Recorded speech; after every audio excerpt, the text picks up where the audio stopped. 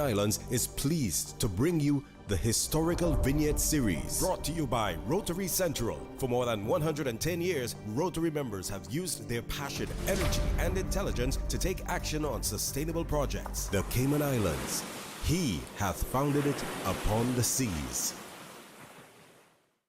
Thomas Abraham Ebanks, 1882 through 1964. Mr. Abram is regarded as one of the patriarchs of West Bay.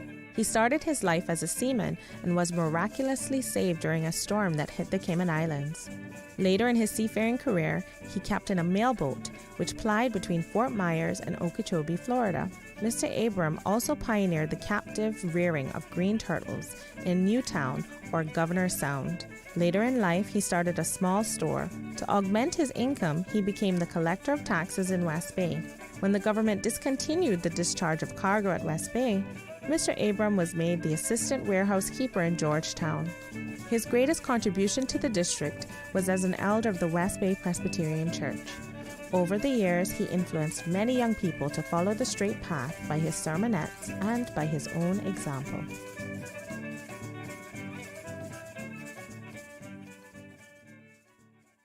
Since 1993, Rotary Central has worked diligently each year to provide quality bus shelters to our community.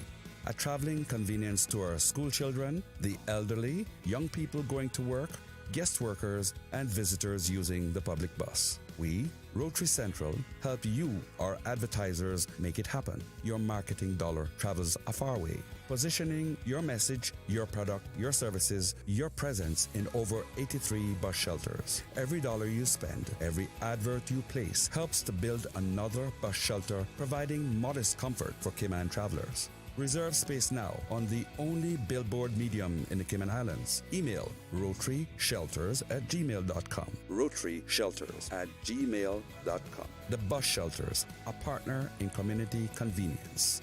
Another inspiration program by Rotary Central Cayman Islands. Radio Cayman's Historical Vignettes was brought to you by Rotary Central. For more than 110 years, Rotary members have used their passion, energy, and intelligence to take action on sustainable projects. Talk Today is brought to you by Subway, open 24 hours in Countryside, Anderson Square in Georgetown, and Centennial Towers in West Bay. And by the Ministry of District Administration. Explore your history, explore your land, explore your sister islands. And Cayman Airways. Call them on 949-2311 to book your nonstop flights to Los Angeles and Panama. And Doctors Hospital. Peace of mind is important when life happens. Doctors Hospital, always there for you. Call 949-6066. Talk Today is also brought to you by Mike's Builders. Call 923-0706. Mike Builders. They make it happen. But I do have some questions. There are more questions than answers. Cayman Islands' foremost listeners participation program. Talk Today.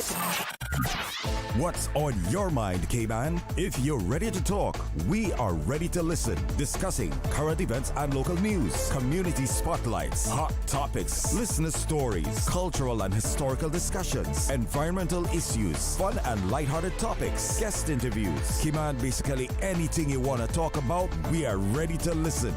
Here's your guest host. Coming up next on Talk Today, it's Open Line. I want to hear from you about what's on your mind. Stay with me. Talk Today is reminding you to avoid any statements or comments which are abusive, derogatory, malicious, or defamatory. Do not use indecent language or make any statement that is false or misleading. Call 1-800-534-8255, 949-6990. 949-8037 or WhatsApp us on 925-3261. And now, back to Talk Today. Good afternoon, everybody. Thanks for tuning in to Talk Today. I'm your Monday guest host, Charles Glidden. I hope you're getting a good start to the week. You wouldn't want to start off on a bummer, right? It's another hot one out there. And hurricane season is just around the corner. Caribbean waters getting hotter and hotter. And that's just what a hurricane likes. They like that warm water, so I don't know. I guess it's going to be another active season, maybe. Make sure you're ready. We have an open line this afternoon. We want to hear from you. Give me a call. So let's chat. And, of course, the numbers are 1-800-534-8255. That's a complimentary call, courtesy of Flo. And you can also reach us on 949-6990. And if you like the WhatsApp, that's 925-3261. Send us a message. Give us a call. And as a matter of fact, I think we have a caller. Do we? Hello? Yes, good afternoon. Thanks for calling. Good afternoon, Mr. Glidden. I thought I should give you an early talk. Right off the block. Taking the show because you are supposed to speak at this for 5-10 minutes. Hello? Go ahead. Yes. Now, I just want to comment on this issue about term limits. I believe that sometime tonight the Deputy Governor will be holding a Zoom mega call with civil servants to ask questions. But first of all, really? let me congratulate the government for coming out of the blocks quickly to start addressing the issue. But having said that, I think that the rollout was not, put it this way, there was no clarity from the very beginning as to the main issues that need to be addressed. Okay? But even before I get to that, let me say this. Rollover in government was first announced about 21 years ago when Mr. McCarthy was Chief Secretary, who was the head of the civil service then. And then it was withdrawn because those people who control the government didn't want it to be implemented. And now, 21 years after, government says, okay, we are going to implement it now. Then there's also been this issue about the jobs for Caymanians, which has also been knocking around for a long time. They even amended, I think it is Section 61 of the immigration law to say that an order could be made by government to say that certain jobs will be for Caymanians only. First of all, I believe that the government should declare as a policy in the immigration law that every job that is created is for a Caymanian. They should establish that as a policy and as a declaration of principle, that every job that's created is for a Caymanian, and anybody who wants to You would have to have some kind of exception in there, though, right? Pardon me? You would have to have some kind of exception in there. Exactly. I mean, yeah. Technically, every job is for a Caymanian, right? But if you can't find one to fill it and you need to, it's a vital role. Precisely. But it needs to be established that prima facie, every job that is created is supposed to be for a Caymanian unless a Caymanian cannot be found. Okay? But that's sort of like a technicality. At the end of the day, the principle is that there are certain jobs which you want to reserve for Caymanians. But the issue is, the point I want to make as a preliminary point is, why did this take so long? If in Cayman we are going to take 20 years to sort out problems that are very obvious and which people have called and talked about, then we are not running a government the way a government should be run. A government should recognize problems and get to them straight away. Well, I've always heard the wheels of government turn slowly. Well, yeah. Well, there is an aspect, of course, that things don't happen as quickly as you might want. But surely, if you want to introduce rollover, it shouldn't wait 21 years. I don't know what they were doing for 21 years. But okay, let's get to the statement. The statement that was made by the Premier and the Deputy Governor. To be frank with you, as much as I congratulate them, I think it was a poorly rolled out because from the very beginning, they didn't clarify things. They said, well, this is going to operate from the 1st of January 2026. Mm-hmm. But I don't even know, having written legislation for much of my legal career, I didn't know what they meant by that. I don't know whether they meant that those people who are in government now, the period they've been in government won't count, but it will start to count on the 1st of January. Well, I think that's how it's been taken. Pardon me? I think that's how it's been taken. That's the interpretation that I think most people have of it. That most people have, but we are not quite sure. That's also what I thought, but I didn't quite understand what they meant, because what they were supposed to clarify right off the bat. I mean, I know at the beginning you are not supposed to, you can't have every little detail right, but I think we need to have the fundamental details right. And what I'm saying is, for example, if you've been in Cayman for 3 years and you've been working in government, how will it affect you? If by the 1st of January 2025, you were in government, say, for 8 years and 1 day, in other words, you're entitled to apply for residency, how will that affect you? If you've already applied and you haven't got an answer, how is that going to affect you? And so on. All these issues need to be dealt with.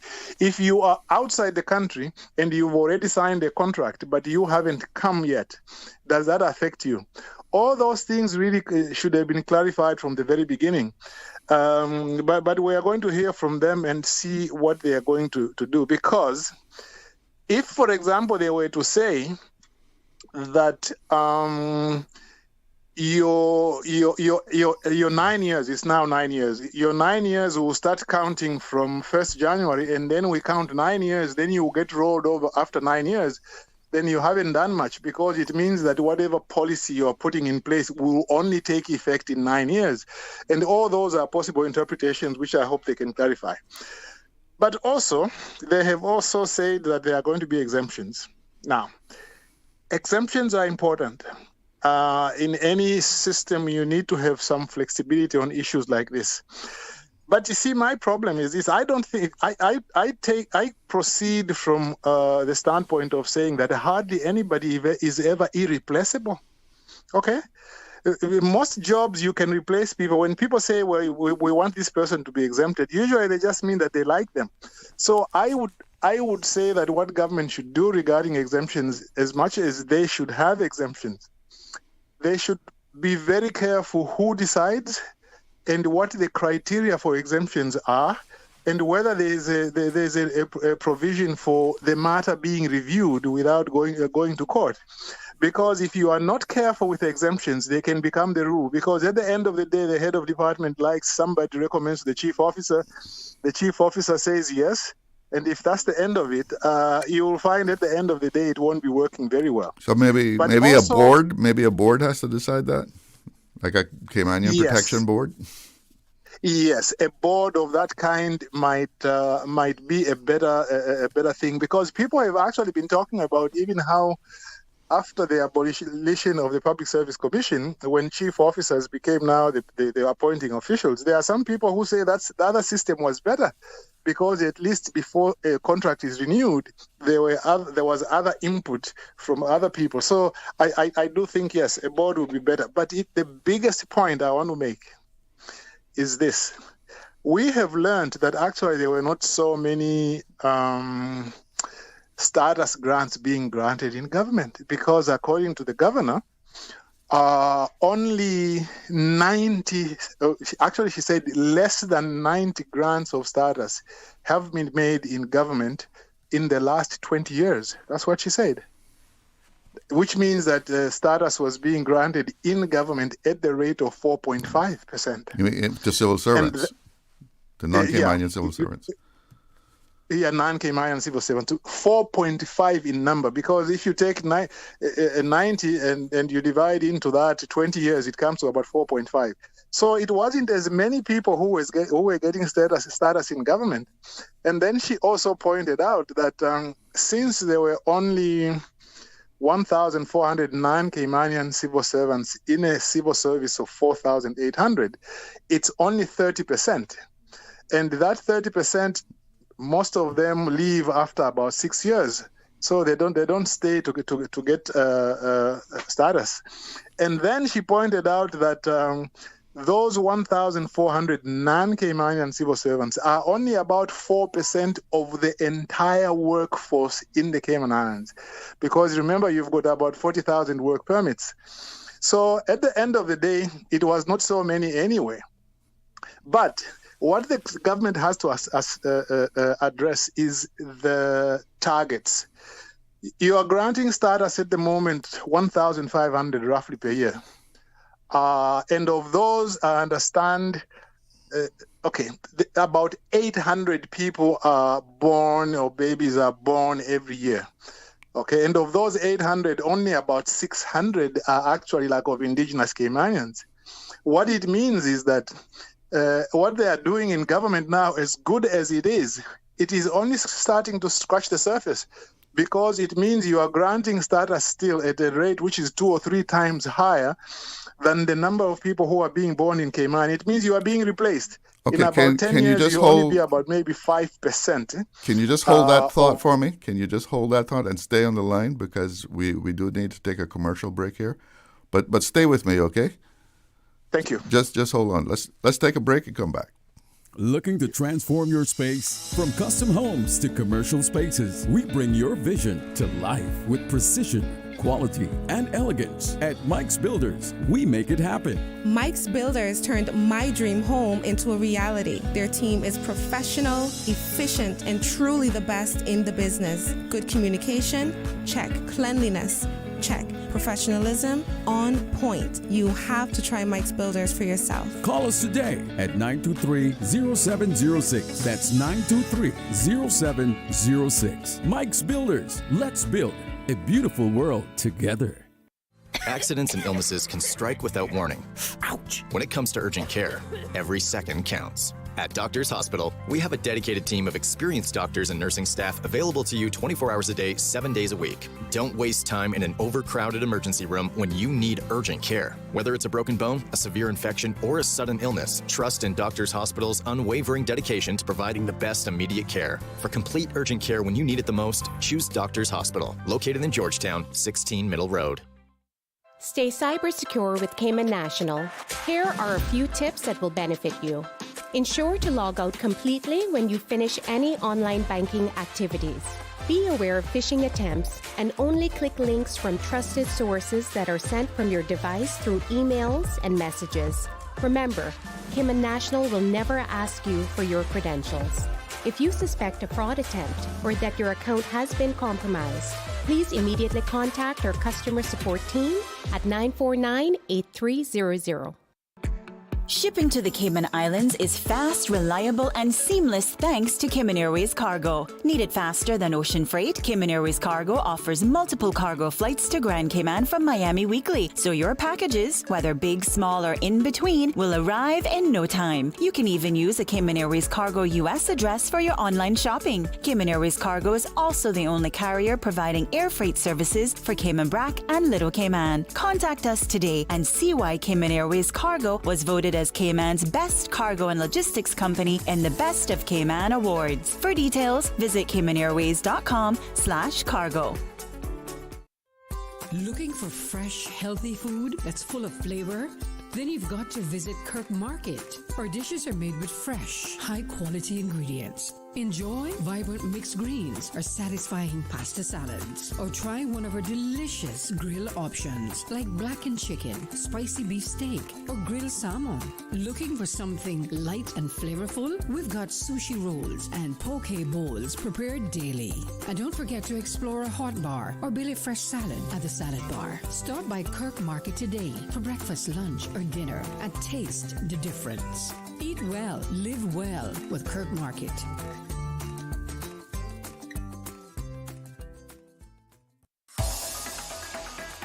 Radio Cayman's Talk Today.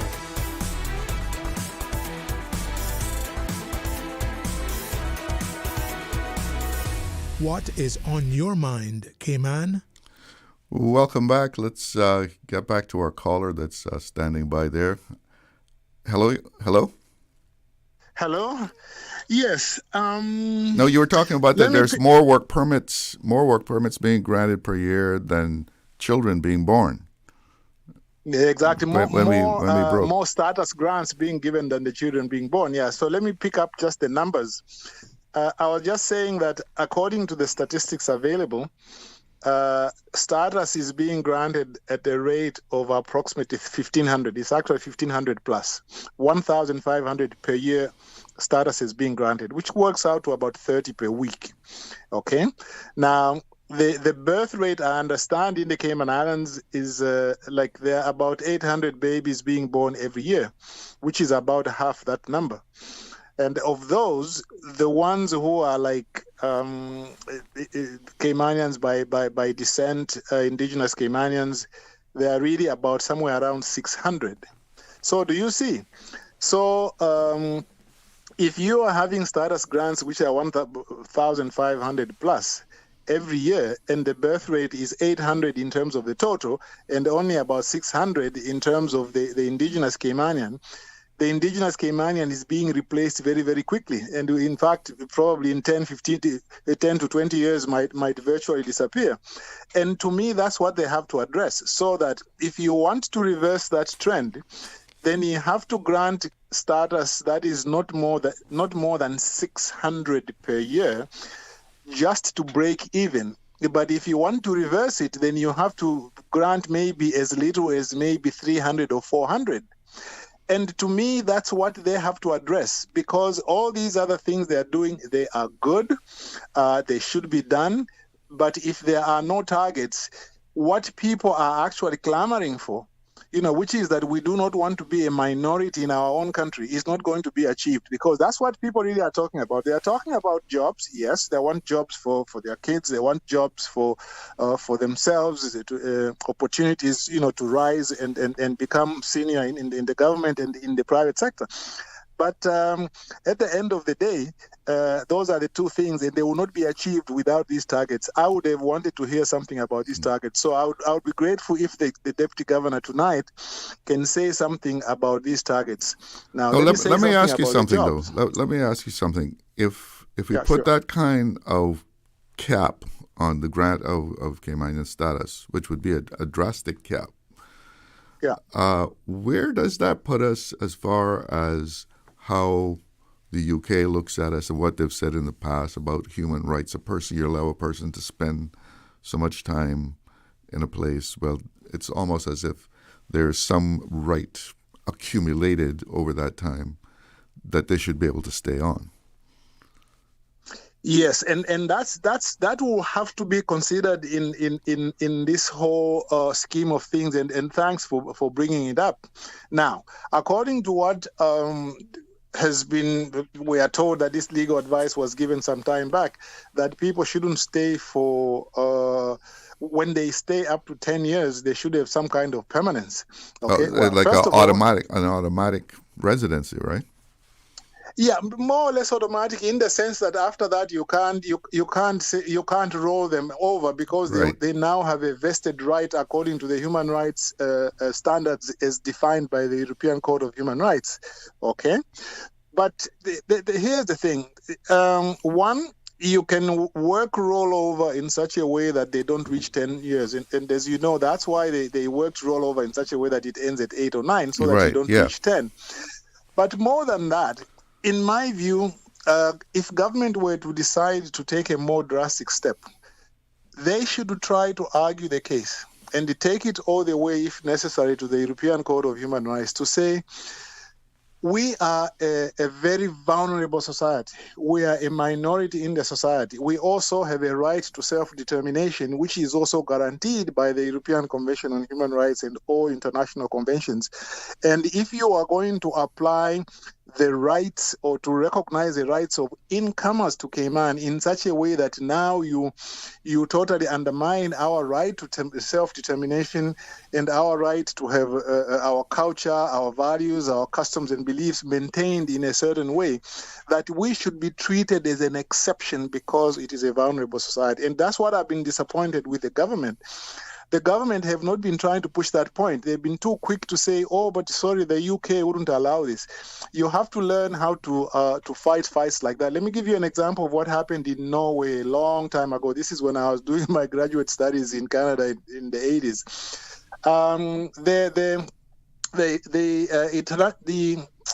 The Freedom of Association Committee of the International Labour Organization always recognized that people must have the right to strike. Okay, if they want to strike in an industrial situation, they can strike. But in Norway, they prohibited strikes in oil installations.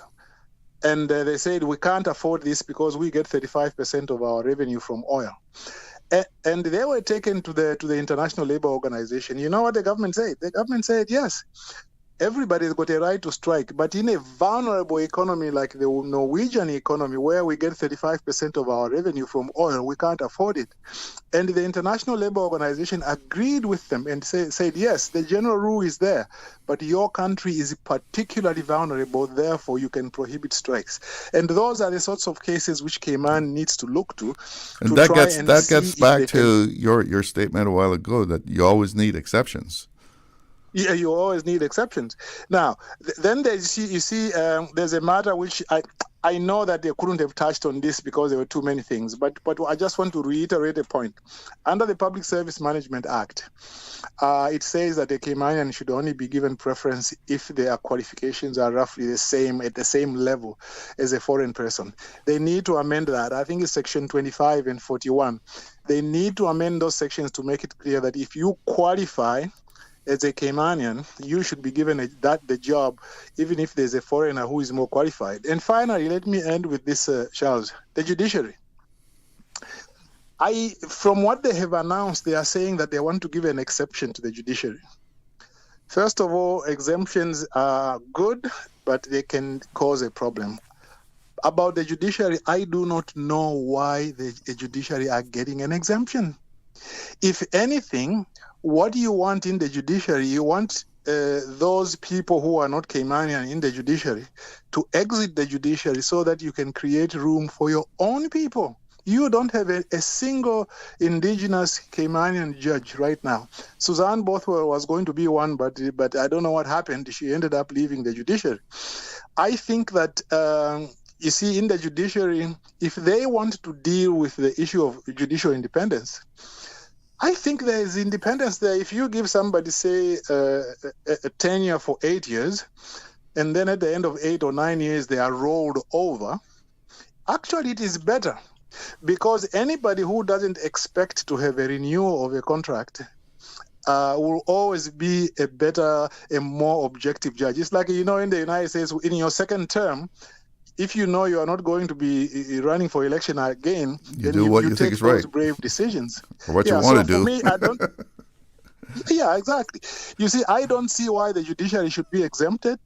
The judiciary, if anything, that is one where, if anything, they should accelerate the rollover in those places. In fact, at the moment, there are some judges who just work on a contract. I don't see why they want to now to even make them even more permanent, to say, well, they can't be rolled over. I think that really should not be allowed. I think that in government, what they should do as well, they should stop giving the judiciary this special pride of place which they don't deserve. Well, I'm gonna have to draw the brakes on you here, because I'm into another commercial break and I got a caller holding on. So thank you very much for the call. You gave us a lot of food for thought there. Thank you very much. I appreciate the time. Thank you. Okay. Caller on the line, stay with us. We'll be right back after this break. Shipping to the Cayman Islands is fast, reliable, and seamless thanks to Cayman Airways Cargo. Need it faster than ocean freight? Cayman Airways Cargo offers multiple cargo flights to Grand Cayman from Miami weekly, so your packages, whether big, small, or in between, will arrive in no time. You can even use a Cayman Airways Cargo US address for your online shopping. Cayman Airways Cargo is also the only carrier providing air freight services for Cayman Brac and Little Cayman. Contact us today and see why Cayman Airways Cargo was voted as Cayman's best cargo and logistics company in the Best of Cayman Awards. For details, visit caymanairways.com/cargo. Did you know ordering your favorite sandwich from Subway just got easier? Yeah, picture this. No more waiting in line. No more fussing with cash. Just a delicious taste of Subway at your fingertips. With our new app, ordering your go-to sub is as easy as a few taps on your phone. Plus, receive exclusive deals and earn loyalty points with every purchase made on the app. Download the new Subway app today and get ready to ditch the lines and drive straight into your flavor. Visit the App Store or Google Play Store on your mobile phone and search for Subway Cayman Islands. Subway. Eat fresh.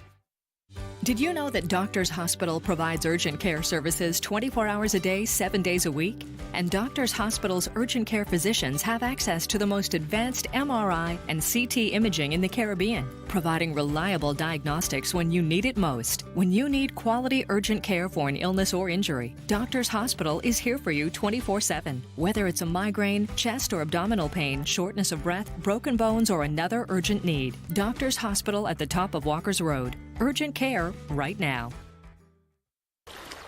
Wouldn't it have been grand if you had purchased land 30 years ago? It may not be 2020, but a perfect vision has never been more clear. Cayman Brac and Little Cayman, poised for growth with an eye on the future. Your land, your history, your future. Discover all that our sister islands have to offer. The best foundation you can wear is glowing, healthy skin. The offices of dermatologist Dr. Wayne Porter specialize in enhancing your skin's well-being. Whether you're seeking advanced skincare, including any skin cancers, Botox, filler, cosmetic skin enhancements, or simply looking to reduce wrinkles, Dr. Porter offers a full-service dermatology and dermatological surgery practice. For more information, email drportercayman@gmail.com or call 946-9020. That is 946-9020.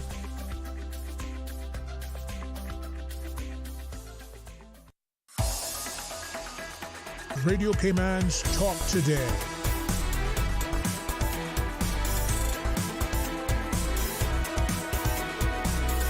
What is on your mind, Cayman?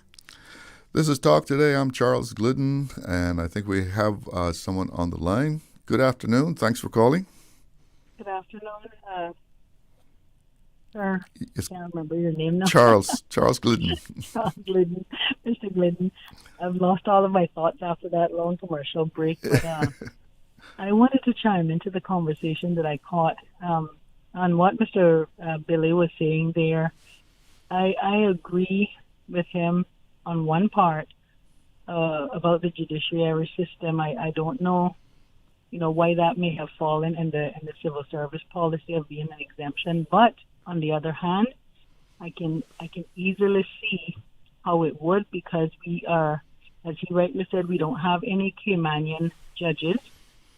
I think the closest we have is to a Caymanian senior person on the bench is Chief Magistrate Ms. Hernandez. I think her name is Angeline Hernandez, and she is the closest thing I believe that we have on the bench to a Caymanian. And I did hear Suzanne Lecloy Bothwell was to have been in succession to a bench seat, and we haven't seen that materialize for whatever reason. But we can look at it and say we have not.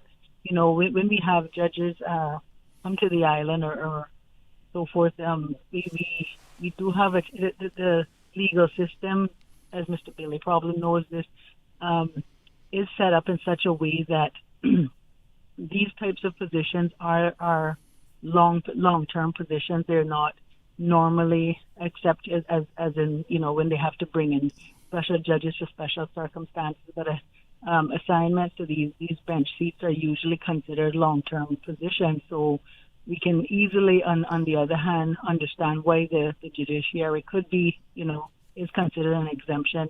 I would have liked to see that the term a little shorter, and also we don't know how bulky this policy or this draft is going to be when it's finished. We have to wait and see. Right, it could be a little bit bulkier, but I would like to see a shorter term, and most of those terms gauged by occupations also, because and the other thing I would like to see is a description of what we call experienced, whether that refers to work experience, life experience in terms of how it may apply to the position and or academic qualifications, because I see that interchangeably terms of experience and qualifications being used, and sometimes when and how they're used, they could be referring to one and the same thing at the same time. And what I also wanted to say is in regards to the work permit. Now we know, unfortunately, it's a dog chasing after its tail circumstances to me, because immigration is one of the biggest revenue generating departments in the government. Now, remember when it used to be customs, and every year customs was bragging about, them bringing the highest amount of revenue. And Mr.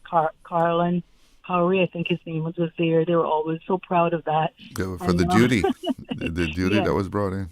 Yes, and so, but now it seems that it's immigration that's doing really? that, and from what I understand, and from some of the statistics that I've seen, and the tricky thing about it is that so many Caymanian young small entrepreneurs depend on the immigration system as being their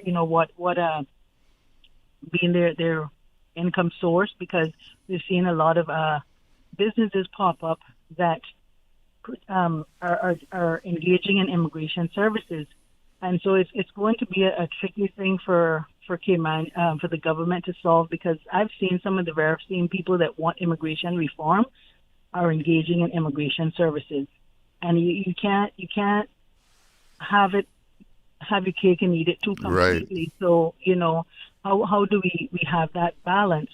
And the other thing I was concerned about is this Immigration Transition Act. I think it's a 2022. The rights to family life. That is another loophole there that needs to be looked at intensely, because that has contributed to a lot of work permit applications and filling a lot of oh my gosh, I lost my train of thought. It is contributing to taking up a lot of spaces in different areas of.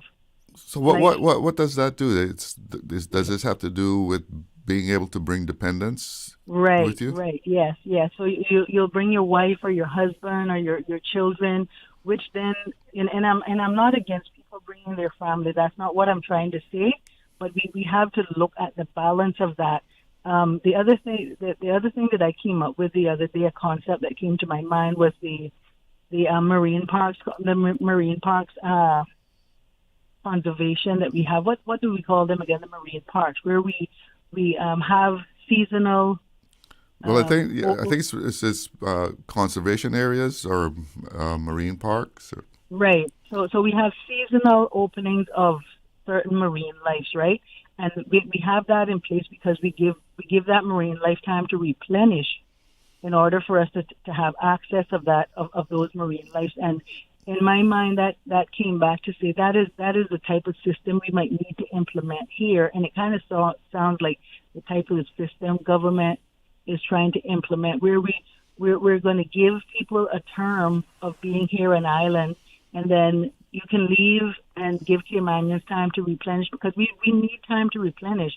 The island is developing and growing because more and more people are coming. So the demand to accommodate these people and the services that are being offered is there. So it's like an ever-evolving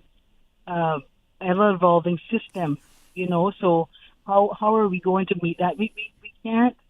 In the U.S., for example, sorry, I know the U.S. is a much larger place than the Cayman Islands, and their pools of picking is much better because of the size of the country and the population. They're tightening up their immigration too. Right, absolutely. That's just what I was about to say. And why can't we have a similar system for our little small jurisdiction where, one thing I was suggesting, and I know a high-ranking official in government confirmed to me that with visa applications, everyone should be subjected to even a video interview, so the interviewer can get a better visionary of who is applying for the visas. There should be other processes in place and these visas applications. We don't have embassies around the world like the U.S. or other jurisdictions, right? But there has to be different strategies. this week alone, I've been to establishments where the persons that are working there, I don't know how they pass the English language test because they can't speak English and they don't even understand English. And that's not being prejudiced against anyone who doesn't, but I'm just saying, you know, you have to be able to function in the society that you're coming into, and be able to communicate on a conversational basis. Right, and in a restaurant establishment, you know, customers getting frustrated because the servers aren't the persons taking the orders are not able to understand and comprehend English. So I do believe wholeheartedly that Mr. Michael Miles and his colleagues are very, very serious about immigration reform. I said this last week on the show that the mere fact that they have the word Cayman implemented there, if every other jurisdiction we go to, and another thing I wanted to say quickly before I forget is I would love to see a balance of nationalities where we don't feel like there's one nationality superseding all other, not one or two or three nationalities superseding the majority of nationalities, and we are at the bottom, we are at the lower end of the ladder, right? I would love to see that the government has, in the U.S. they do it, you know, if they're going to give their visa lotteries and stuff like that and certain other programs that they have, it's allocated to a certain number according to the jurisdiction. Well, there was a movement some years ago to do that, right? I mean, they were supposed to be trying to make sure that one nationality didn't become so dominant that they were basically running the place. Right. And Mr. Glidden, I don't know if you've noticed, but I've observed it for a number of years now. The one law that changes more often than any other law in Cayman is the immigration law. Oh, yeah. And it seems like we just can't get. It seems like there just can't be a balance of the seesaw. Even the section that is defining who's a Caymanian. I mean, it was hard to keep up with what that definition was. Exactly, and that's another thing that we need to be clearer also on. I believe strongly that, you know, if we see this government and they sat down, I think that they put in a lot of, if they were able to produce this first policy in such a short time, that tells you that they gave up a lot of hours to put this into place in such a short period of time. Must have been an intense first cabinet meeting. Right. And I would love to say that I encourage everyone to go back onto YouTube or social media or to the government website and try to view that video again by the Premier and Mr. Manderson. Also, Mr. Manderson was on Radio Cayman. They can see it on Radio Cayman again. Also, Mr. Manderson was on Radio Cayman last week, and I think this week he will be on Austin and Elio and on CMR, and maybe Ralph will have him on too. I don't know. I'd love to see him go on every single platform because there's different types of audiences on different platforms. But I encourage everyone to, again, view that press release because they were very, very candid and clear and simplified. With that press release, they couldn't put everything in with the short time that they have, but I think they covered a lot of it. Well, I have to break in on you because I'm past news time, but thank you so much for your call. You gave us some very good points there. Thank you, Mr. Glidden. You have a good afternoon. You too. Bye-bye. It's news time. Since 1976. Covering Grand Cayman, Little Cayman, and right. One small step for man, one giant leap for mankind. Radio Cayman in the Cayman Islands. From Radio Cayman's newsroom, this is Headlines. Local, regional, international news. The Headline News is brought to you by Kirk Market and Health Services Authority. With a look at your latest headlines, I'm Jevi Ebanks. The Cayman Motoring Federation has joined the Caribbean Drag Racing Championship as an associate member, supporting the regional motorsport initiative alongside several Caribbean nations. Although the Cayman Islands currently have no entrants, CMF will contribute to the championship's development, strengthening drag racing across the region. Cayman Motoring Federation President Jane Scaletta expressed pride in the partnership, highlighting the organization's commitment to safety, competition and growth. The CDRC is an invitation-only competition where racers earn points through local events to qualify for the championship final in Jamaica, which is set for January 2026. With the Cayman Motoring Federation's inclusion, the championship expands its reach and influence in Caribbean motorsports. In regional news, Trinidad Acting Commissioner of Police Junior Benjamin has reaffirmed a zero-tolerance approach to threats against government officials after a cutlass-wielding man appeared at the finance minister's home in Faizabad. Benjamin condemned the act, calling it a serious violation that will be dealt with to the fullest extent of the law. Police have increased patrol near ministers' residence, and ministers concerned for their safety can apply for further security details. Authorities will conduct a threat analysis and implement protective measures, reinforcing their commitment to public safety. In other regional news, Antigua police have confirmed that the body found inside a barrel on a farm in Bendels on Sunday night is that of Kerry Oliver, who was reported missing last Friday.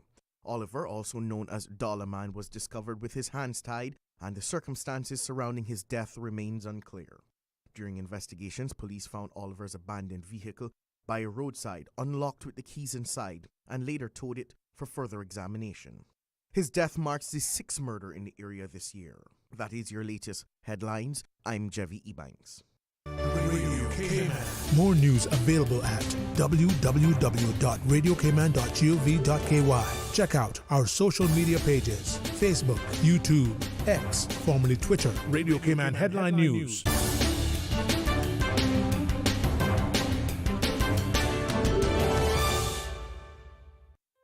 Looking for fresh, healthy food that's full of flavor?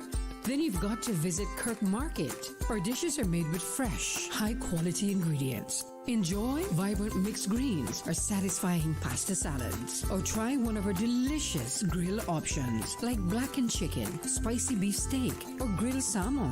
Looking for something light and flavorful? We've got sushi rolls and poke bowls prepared daily.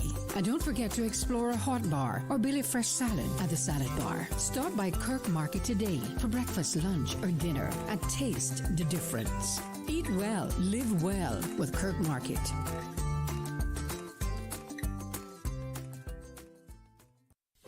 Do you have a healthcare question but not sure who to ask? Contact HSA's Patient Call Center to speak to one of our experienced clinical team members. We are here to answer your questions and help guide you through your healthcare journey. Need to make an appointment? Our team can help. Contact HSA at 949-8600 or email info@hsa.ky. At HSA, we are committed to caring for you.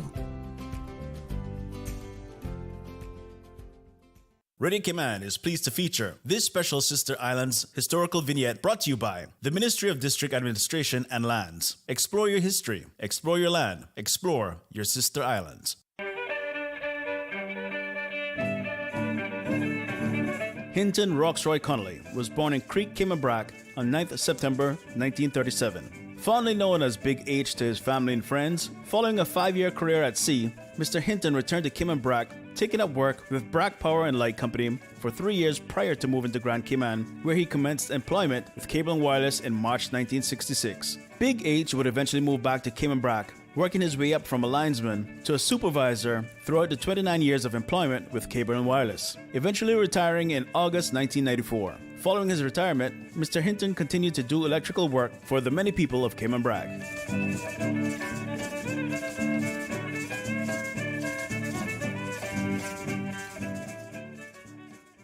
Radio Cayman is pleased to feature this special Sister Islands historical vignette brought to you by the Ministry of District Administration and Lands. Explore your history, explore your land, explore your Sister Islands. Explore your history, explore your land, explore your Sister Islands, the ultimate staycation experience. Your culture, your freedom, the land that time forgot isn't gone. It's your Sister Islands. Discover all that our Sister Islands have to offer. Radio Cayman's Talk Today.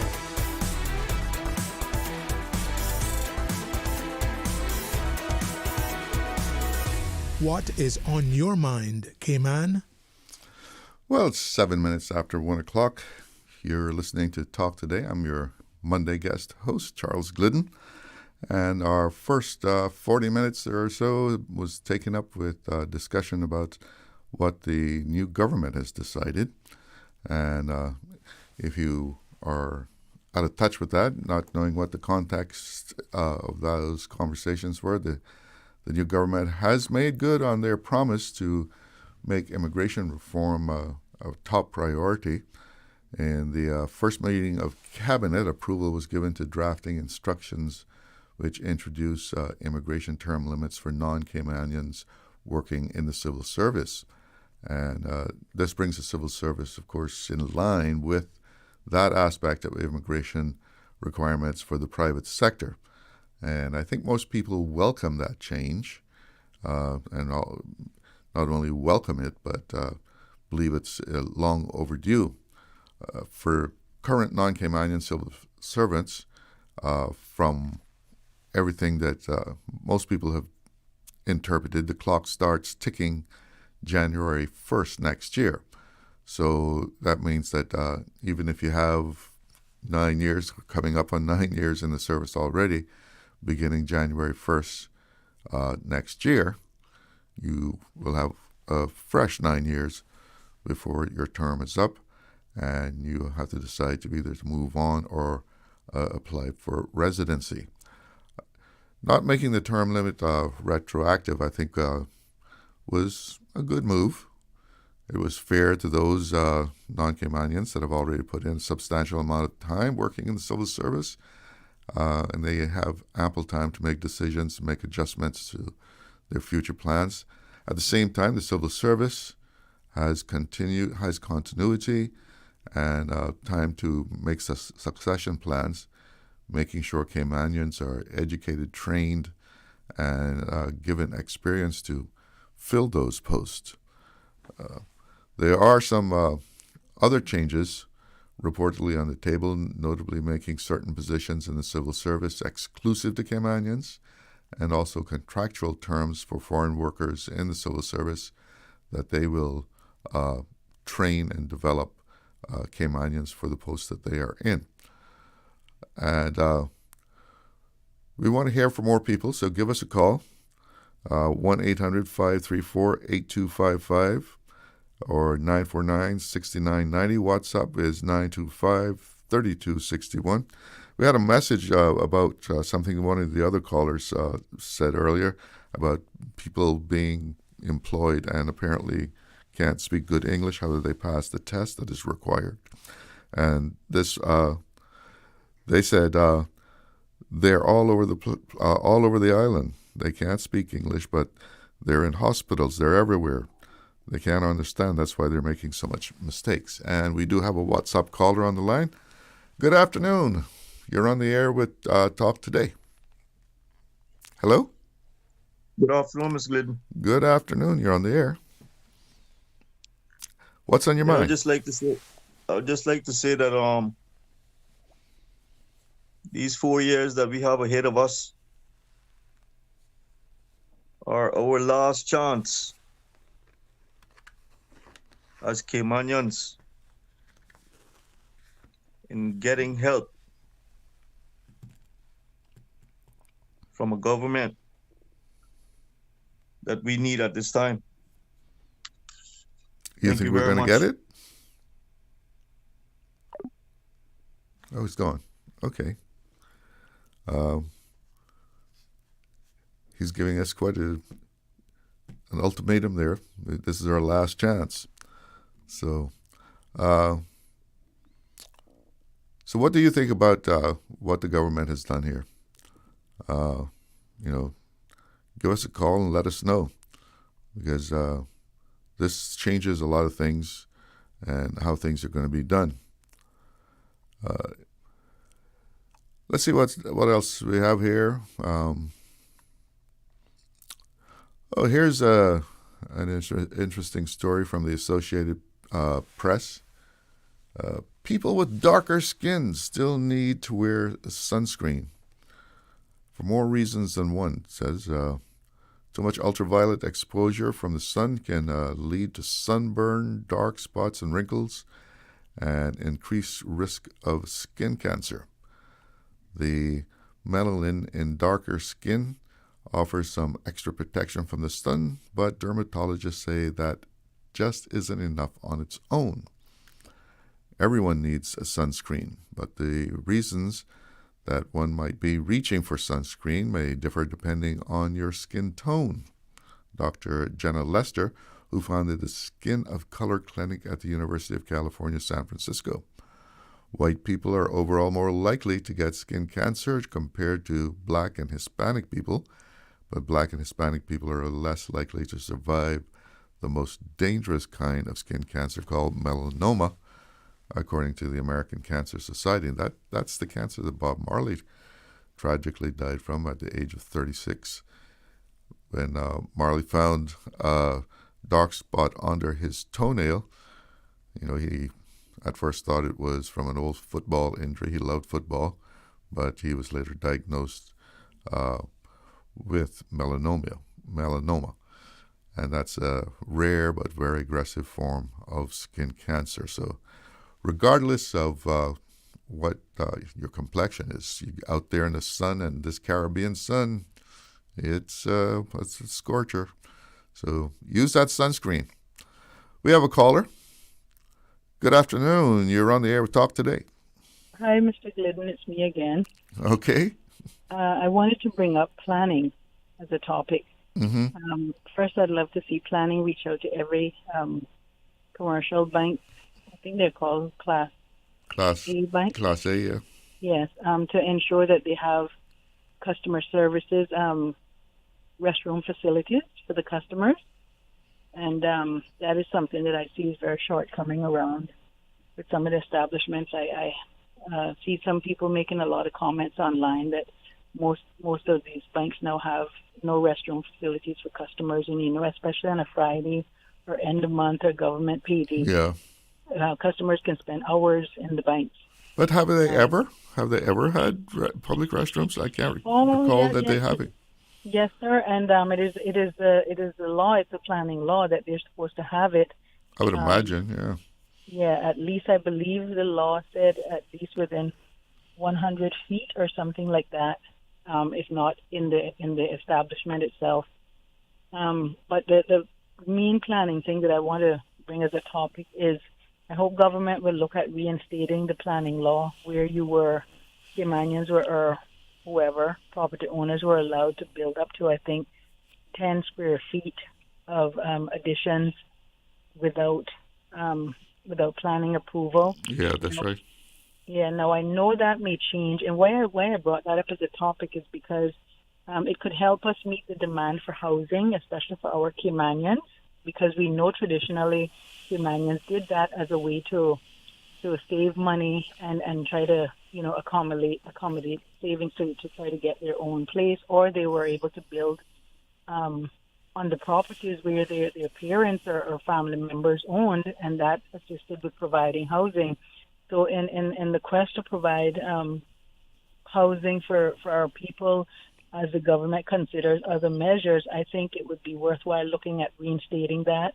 Now, I know the hurricane changed a lot. Was it taken away? That's what I understand, yes, sir, and I confirm that with planning that any type of addition or any kind of structure that has to go on a property has to get planning approval. Anything.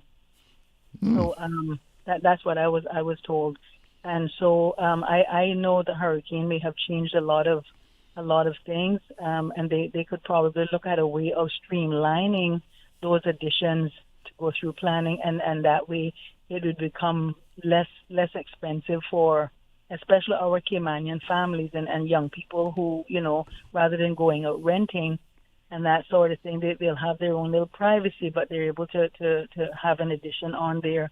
I think that is definitely worth revisiting if it is in fact so, but like I said, it was confirmed to me through planning, and a significant amount of people have come to me about it. I myself looked into it when I first moved back from school a few years ago, and in order to meet housing need, and that's how I actually found out about it. It would be good to try to encourage developers, especially local Caymanian developers, to again maybe look into offering a down payment down payment program to first-time Caymanian homeowners, where, traditionally, again, Caymanians were, would make a deposit on a property, and then monthly they would pay it on that property until they accumulated enough equity in there, and then they would go to the bank to try to get a mortgage. So those are just some of the things that I wanted I've seen some of those around, but they're rare. Yes, and they're for higher expensive tier properties that are that a Caymanian cannot afford to pay back $2,500 per month for a piece of property that's going. Well, most of the properties are going over $100,000 now, especially in Grand Cayman, and Caymanians can't afford that. So if there's developers, especially Caymanian developers, or any kind of developer that wants to cater to local people, they can maybe consider that instead of just thinking about making money on their investment short term. They can look at it. Well, how can I help the people of these islands, but also recoup my investment long term over a period of time? Mm-hmm. So those were just some of the things I had, and also maybe as government move along, consider townhouses or apartment blocks for accommodating Caymanian homeowners who want to own and or rent. I unfortunately met quite a significant amount of people earlier this year, especially two couples who were senior citizens who were renting and need to move by the end of this year and the middle of this year, and they barely make ends meet now. I don't remember if they get assistance through the Department of Financial Assistance, but they will most likely have to move out of town, and most likely will not be able to afford any rent. And it's just two couples each at their senior ages. So these are things that. So they're moving out of town to try and find more affordable housing. Well, yes, because they have to. And what I'm saying is they most likely will have to move out of town, because just this week I drove through Windsor Park and I took a picture of a for rent sign and sent it to one of the couples, and she said by the time she called, it was gone. And I'm sure Windsor Park have a lot of what they call tenement rooms for rent, and then you share other spaces. But I was just throwing those things out there in order for us to accommodate the need of housing for our people, because our Caymanians could additionally add on a room or two also if we were to look at that planning law, if it's in fact so, and try to figure out how we can reinstill that back into making it easier for Caymanians, and that could also accommodate additional rental spaces. Yeah, for sure. I mean, a lot of people are renting space in their house now. Right, right. Even if it's just a room. But when in your seeking to confirm whether this law had been repealed, the 10% allowance,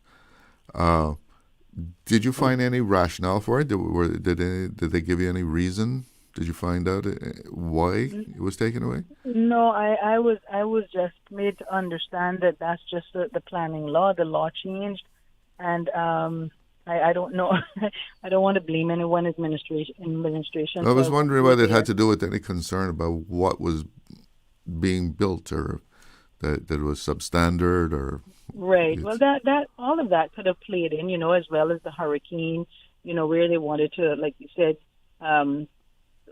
consider how structures were being built and that sort of thing. That's why I was saying maybe they could look at perhaps streamlining that aspect of the planning law to make sure that those additions are if allowed, could be streamlined in making sure that they're in compliance with the planning laws and international building standards, or some technological terminology, planning terminology was given to me. Because Cayman Islands are most of these organizations have to comply with some of these other organizations overseas, like international bodies and so forth. Because they have certification and so forth through them. Right. Yes, sir. So that's what I wanted to say. Like I said, in terms of considering how can we try to help our people try to meet the housing needs while we're trying to find long-term solutions. And I think that this would be the ideal thing for government to look into, like today, like they did with the other thing, and try to say, okay, well, if this is missing, how can we bring this back but still allow those additions to comply with the planning, regulations, and make sure that they're safe. And the other thing regarding planning, I noticed that our traditional architecture is disappearing from our horizon. Oh yeah.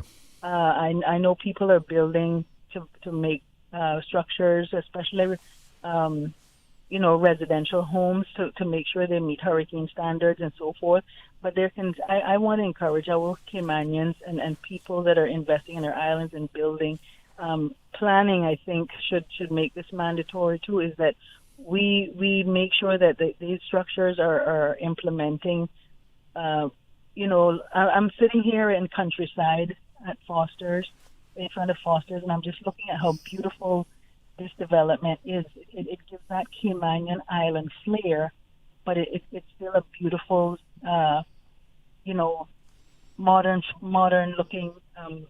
Yeah, well, it is possible to get both. I mean, you have to have a good standard of building, right? And still I'd the like architecture reflects the culture. Right.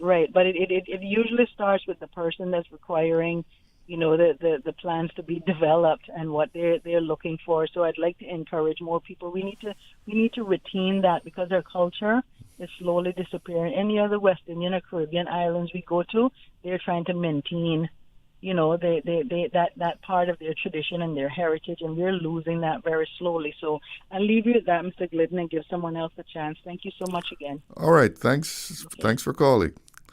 Well, that was an interesting note there, because I didn't realize the allowance that you could make an addition of 10% onto your house, and you could do that without going through all the planning, jumping through all those hoops.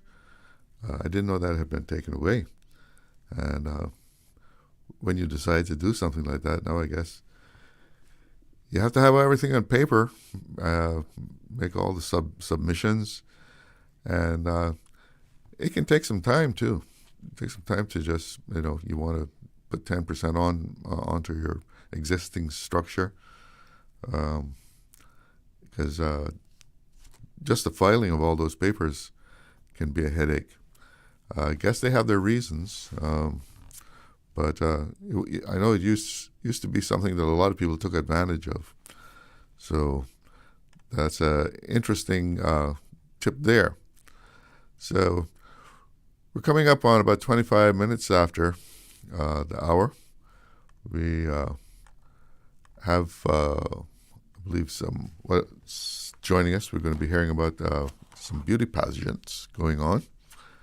And speaking of which, I see our girl Jada Ramon. She did well at the Miss World competition, which was being held in India. Her singing talent won her a spot in the top 10 of the American Caribbean Continental Group, and she advanced to the finals. So congrats to her, Jada Ramon. I have to tip my hat to Jada, representing 345 out there on the world stage. Congratulations. So what's on your mind? We still have a few minutes. You can give us a call, let us know what's going on. Give your opinion on what has been happening with the government, giving instructions for drafting of immigration policy or legislation actually, that requires a rollover for non-Caymanian civil servants.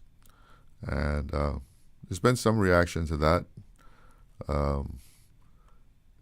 Mostly approving of it, I think.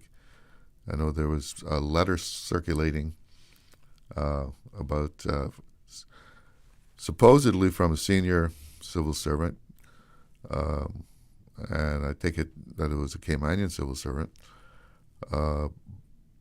saying the government should rethink this, that this is going to lead to a lot of problems. But I doubt very seriously that we're going to see the government pull back from this. This is what just about everybody that's in the government campaigned on, these sort of reforms. So I seriously doubt you're going to see any kind of stepping back from this position. And we can look forward to more, is what I would think, from what I'm hearing. They said from the very beginning that immigration was a big item for them, and they've gone ahead and already made the move. And I don't know if everybody expected it to be this quick or not, because as we know, sometimes governments get in and it takes them quite a while before they actually get around to doing something. But it seems like this government is out of the blocks and springing into action. So we can look forward to some more things coming up here. And I think it's time to take a break. I think we may have some guests joining us. So let's take a break and check on that. Stay cyber secure with Cayman National. Protect your computers and mobile devices with security software to defend against cyber attacks through viruses, malware, and other online threats. Be aware of unsecure Wi-Fi connections when in public. If you need to access your online banking or sensitive information on your mobile devices, try disabling the Wi-Fi and switching to data from your mobile network. If you suspect a fraud attempt, please contact our customer support team at 949-8300. Looking to transform your space? From custom homes to commercial spaces, we bring your vision to life with precision, quality, and elegance. At Mike's Builders, we make it happen. Mike's Builders turned my dream home into a reality. Their team is professional, efficient, and truly the best in the business. Good communication? Check. Cleanliness? Check. Professionalism? On point. You have to try Mike's Builders for yourself. Call us today at 923-0706. That's 923-0706. Mike's Builders. Let's build a beautiful world together. Shipping to the Cayman Islands is fast, reliable, and seamless thanks to Cayman Airways Cargo. Need it faster than ocean freight? Cayman Airways Cargo offers multiple cargo flights to Grand Cayman from Miami weekly, so your packages, whether big, small, or in between, will arrive in no time. You can even use a Cayman Airways Cargo US address for your online shopping. Cayman Airways Cargo is also the only carrier providing air freight services for Cayman Brac and Little Cayman. Contact us today and see why Cayman Airways Cargo was voted as Cayman's best cargo and logistics company in the Best of Cayman Awards. For details, visit caymanairways.com/cargo. Now, more than ever, supporting your immune system is crucial to helping your body fight off illnesses like the common cold, the flu, and COVID-19. At ValueMed Pharmacy on Walkers Road and in Buttontown, we carry all the essential vitamins and minerals to help support your immune system and improve your overall health. Some of our top immunity support picks are vitamin C, vitamin D, zinc, elderberry, and quercetin are the popular 7-in-1 immunity support. Our pharmacists are always on hand to help guide you and answer any questions. Visit ValueMed Pharmacy on Walkers Road or Buttontown. Live happy, live healthy with ValueMed Pharmacy. We give you honor and praise, adoration and glory. Radio Cayman.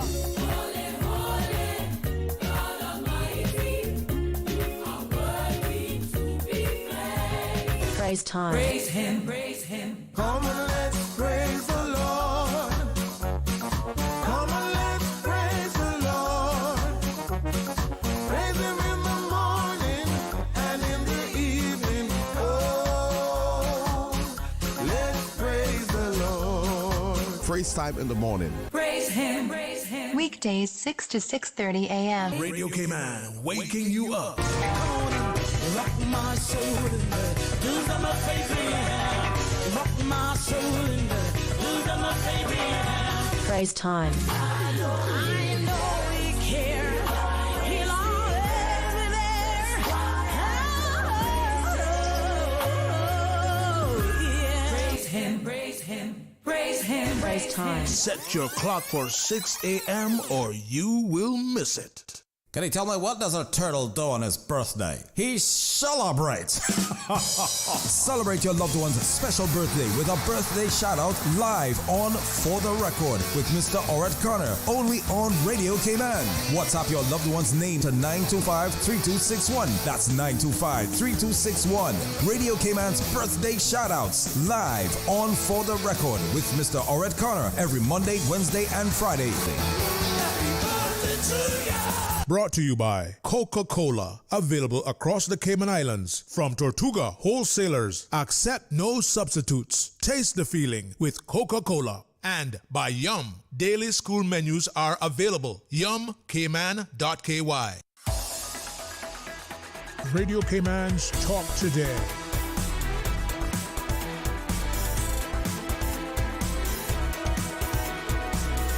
What is on your mind, Cayman? Name? Welcome back. This is Talk Today. I'm Charles Glidden, and we're switching our kind of theme here for the next half hour. We're right now going to be hearing about the Cayman International Girls Pageant, and they have an annual fundraiser that we're going to be hearing about, and actually we're going to be announcing some winners of their raffle. And here to tell us about the Cayman International Girls Pageant, we have Priscilla Pucci. She is a queen mom. And we also have Yamileth Burke with us. And we have Jazara Watkiss. Ladies, good afternoon and welcome to the show. Good afternoon. Thank you so much for having us. So tell us a little bit of the background of this girls pageant. Sure. So it's considered a youth development program. It is for ladies from birth till death. It's 0 to 100, literally. We have young babies in it as infants. And then we've also had, I think the oldest contestant we've had was about 60 years old at the time of her entry, yes. So all of these age groups appear in one big pageant? Is that? Yes. Yeah, so locally, we have the pageant over the course of 2 days. The Friday night will typically be optional competition. So if you chose to do like modeling or international doll, any photo competitions, those are all judged on the Friday night. And then Saturday we have interview in the morning.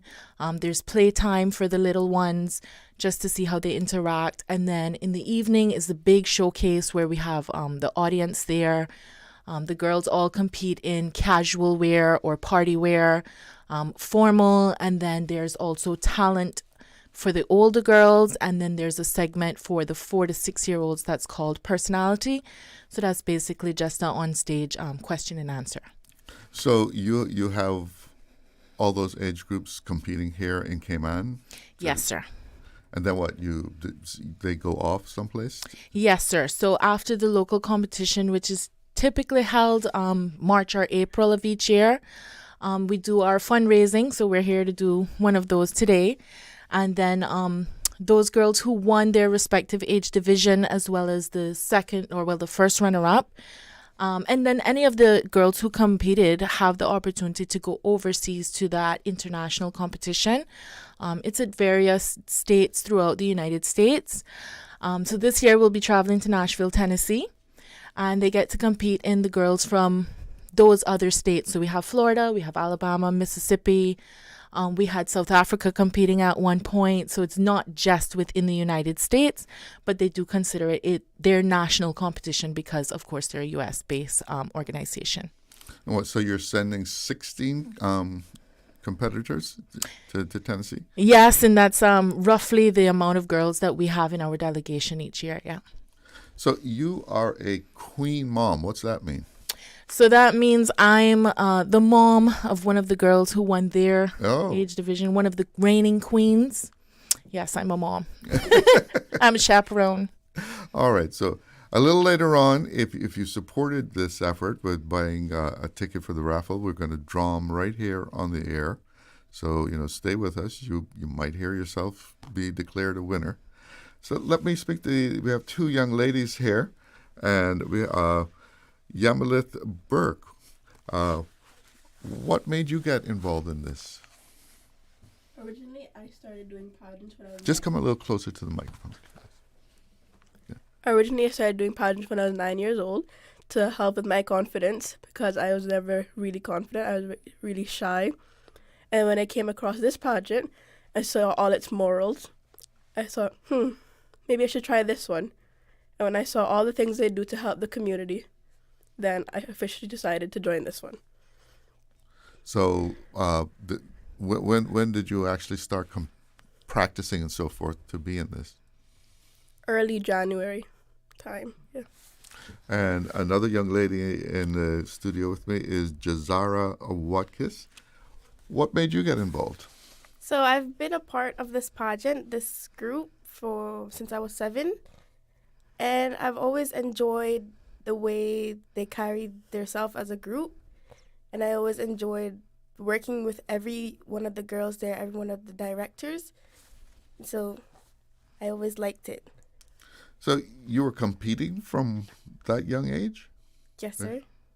Oh, wow. So have you won before? This is actually my first time winning. Okay, so this is a big year for you then. Yes, sir. Tell us about your experience. What has it been like to be preparing and competing? It's been very wonderful because we've done many fundraisers to help the mangroves, and we did an Earth Day cleanup to help the community. And I've always been about the community. How about you? Sorry, Jazara. Can you please repeat that question? What has it been like?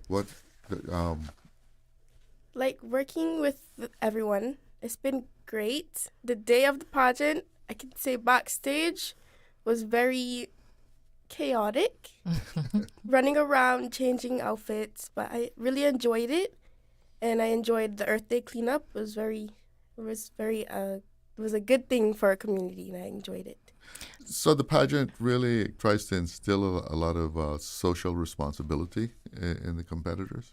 Yes. So just, saying that it is a youth development program, and the girls both alluded to, their community service. That is one of the mandates of the program. And I know pageantry sometimes has a bad reputation, but this system really is about, as they said, their personal growth, their confidence, their interview skills, their etiquette, and then the community service is the other main component of the program. So this year, each year we choose one charity foundation to donate to, and the girls will do, I think it's either one or two, depending on, resources that we have. So we have a lot of community partners who will allow us to use their stores or what have you, like Cost You Less, Foster's, Price Right, A.L. Thompson's. They'll allow us to come out to their business place and set up our little booth, and all the proceeds that we would raise from those fundraisers would be donated to the charity of choice for that year. And then we do things throughout the year. So since that was prior to the competition, so all the contestants participated in those charity fundraisers. And then now that they have won their respective categories and are going through their reign, they continue that community service. So they've mentioned so far the Earth Day cleanup. We try to do at least 2 activities per month. We also participated in the Junior Badabanu Parade last month. And right now we're very heavily involved in the fundraising for the summer trip. But of course, once we return, and we hope to have some additional title holders after that competition, we'll continue to do those things each month until their reign is up. And on that note, we have one of our international queens who just arrived.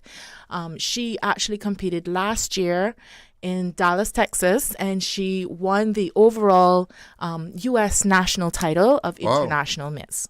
So, what's your name? My name is Kabian.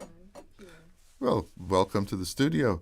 So, Thank you. You're a veteran of sorts, I guess. You're have some experience in pageants. Yes, I do. I have been involved in the Cayman International Girl Pageant since 2015. So it's been a lot of experience that I have gained from it, in terms of public speaking and just being comfortable to be in my own skin, because I know a lot of girls nowadays, struggle with that kind of feeling, just being able to portray themselves out there. So, pageantry has always been in my blood, and I'm very grateful to have been a part of this community and this family. You say pageantry's always been in your blood. What is it about it that, puts some fire in you? Well, I do love the community involvement, definitely. I love helping people. I love putting a smile on someone's face. And I do know that the Cayman International Girl is heavily on community involvement, because they pride for youth development and stuff like that. So when I first did it in 2015, it was my first big pageant. I did Our Little Miss in 2005, but I would hardly remember that because I was so young. But when I did it in 2015, it was something a little bit more brand new to me because I was a lot older. But after Cayman's International Girl, I did Miss Teen as well. And I competed 2016 and 2017, winning 2017 that year.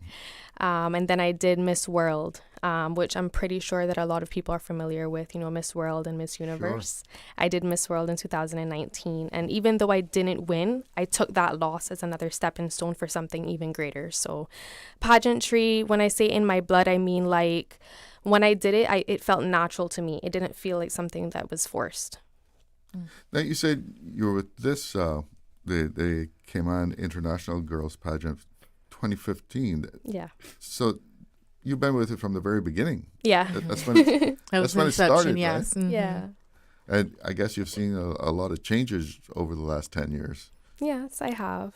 I think throughout the years it's gotten a little bit better in terms of more people knowing about it and more girls and stuff like that. Yeah, I mean, with any organization, you hope to improve each year. And obviously now we've got 10 years of experience. I also started out with Ivana in 2015. That's our local director, Ivana Martinez. And so each year there is consistency in the program, but each year there are tweaks that we hope are enhancements to the enhancements to the program. So you grow from strength to strength. That's what we hope that people are feeling, yes. Yeah. What are some of the training that you put the young ladies through to prepare them? That's a great question. Talking about all the preparation. Our director is very involved. So as Yamileth mentioned, January is about the time that we typically will have our registration. Once we have the contestants confirmed, then we begin the preparation for the competition. So that entails etiquette training classes where they learn how to dine. They do interview, and we do have mock judges come in on certain practice dates, and they're typically past Miss Cayman winners or Miss Teen winners. And then we also will practice for on-stage performance, so they will learn the proper way to do their turns, the points where they need to stop on the stage. We practice how their feet should be held, just to keep the smile on, because as Jazara also mentioned, it can be stressful. I mean, any competition, any team sport, I tell people constantly, it's not a pageant without tears, right? But there is that sisterhood, and I think that's what keeps a lot of our contestants returning year after year, whether they want or not. As Jazara mentioned, this is her first time winning, and so she has practiced for years now. She's been in the competitions, and the competitors change, but that consistency has now led her to this position, which is what everybody wants, right? The title, the crown, the sash, the glory. But the deeper tone is all the personal growth that they have gained, the confidence they keep mentioning, those interview skills. If they get into corporate jobs and things like that, there are certain events they need to attend, so they have their etiquette training. And I think it really is a lot about the friendships that they make, both locally and overseas, because a lot of us do keep in touch with our friends from the United States as well. Yeah. Do we need to take a break here? Okay, we're going to take that break, and then we'll be right back. Accidents and illnesses can strike without warning. Ouch! When it comes to urgent care, every second counts. At Doctors Hospital, we have a dedicated team of experienced doctors and nursing staff available to you 24 hours a day, 7 days a week. Don't waste time in an overcrowded emergency room when you need urgent care. Whether it's a broken bone, a severe infection, or a sudden illness, trust in Doctors Hospital's unwavering dedication to providing the best immediate care. For complete urgent care when you need it the most, choose Doctors Hospital, located in Georgetown, 16 Middle Road. Subway and Oreo has changed the dessert game. Introducing the Oreo footlong cookie, a full 12 inches of chocolatey, creamy goodness. It's big, it's bold, and it's here for a limited time. Perfect for sharing or not. We won't judge. Want it fast? Order ahead with the Subway Cayman Islands app for quick pickup and earn loyalty points. Or get it delivered straight to your door with Bento and Let's Eat. Don't wait. Treat yourself today. The Oreo footlong cookie is calling your name. Subway. Eat fresh. Snack sweet. Stay cyber secure with Cayman National. Here are a few tips that will benefit you. Ensure to log out completely when you finish any online banking activities. Be aware of phishing attempts and only click links from trusted sources that are sent from your device through emails and messages. Remember, Cayman National will never ask you for your credentials. If you suspect a fraud attempt or that your account has been compromised, please immediately contact our customer support team at 949-8300. Looking to transform your space? From custom homes to commercial spaces, we bring your vision to life with precision, quality, and elegance. At Mike's Builders, we make it happen. Mike's Builders turned my dream home into a reality. Their team is professional, efficient, and truly the best in the business. Good communication? Check. Cleanliness? Check. Professionalism? On point. You have to try Mike's Builders for yourself. Call us today at 923-0706. That's 923-0706. Mike's Builders. Let's build a beautiful world together. Shipping to the Cayman Islands is fast, reliable, and seamless thanks to Cayman Airways Cargo. Need it faster than ocean freight? Cayman Airways Cargo offers multiple cargo flights to Grand Cayman from Miami weekly, so your packages, whether big, small, or in between, will arrive in no time. You can even use a Cayman Airways Cargo US address for your online shopping. Cayman Airways Cargo is also the only carrier providing air freight services for Cayman Brac and Little Cayman. Contact us today and see why Cayman Airways Cargo was voted as Cayman's best cargo and logistics company in the Best of Cayman Awards. For details, visit CaymanAirways.com/cargo. Mommy, why can't dogs talk? Why do I have to go to school and you don't? Why do you sing in the morning when you're bad at it? Why don't you brush your teeth when you take me to school? Why doesn't it ever snow here? Why does Daddy take the bus to work? Why are trees so tall? Why don't you tell me where babies come from? Mommy, Mommy, Mommy! We're like a kid that doesn't ask a million questions before noon. CG Britke. Good like that. Radio Cayman's Talk Today.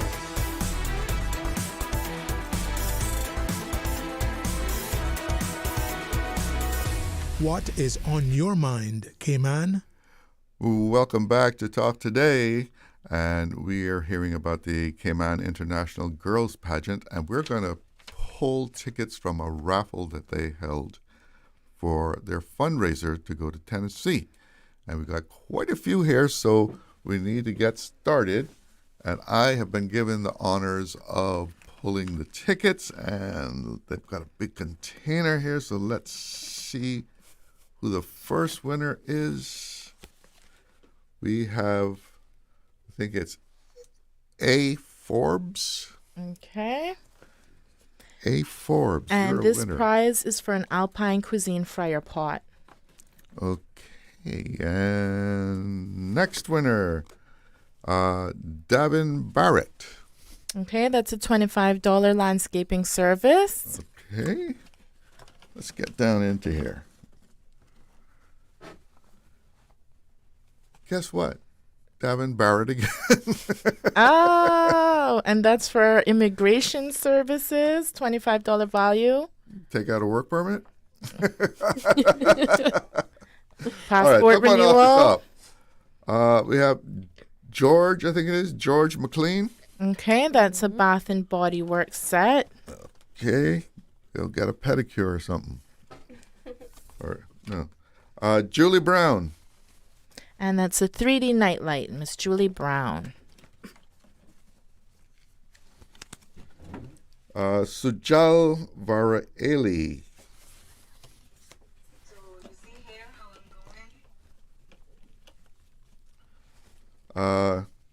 Neuvis Carter.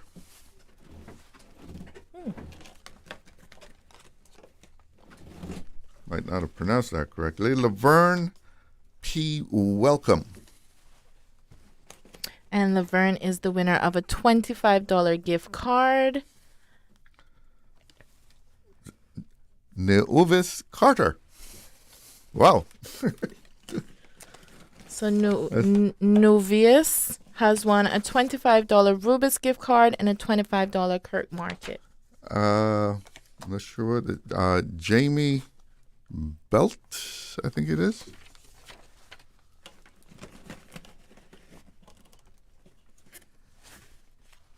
And we have Mr. Johnston.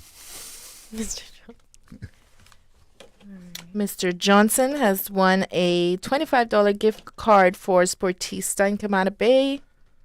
Kirk Legore.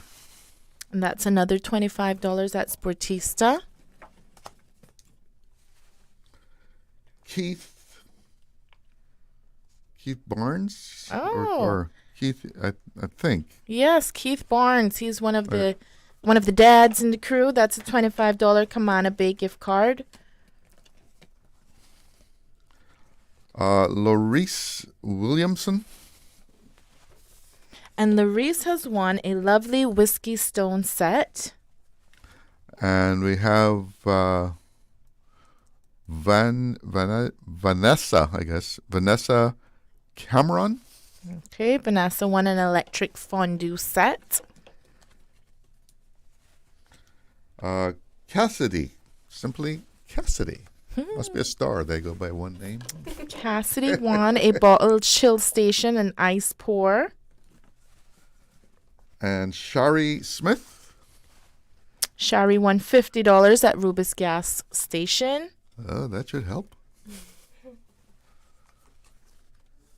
Cynthia Amaralt. And Cynthia's won a 2-piece serving stand. Malika Laha. Okay, that's a 1-hour photo shoot at Bipolaroid Studios.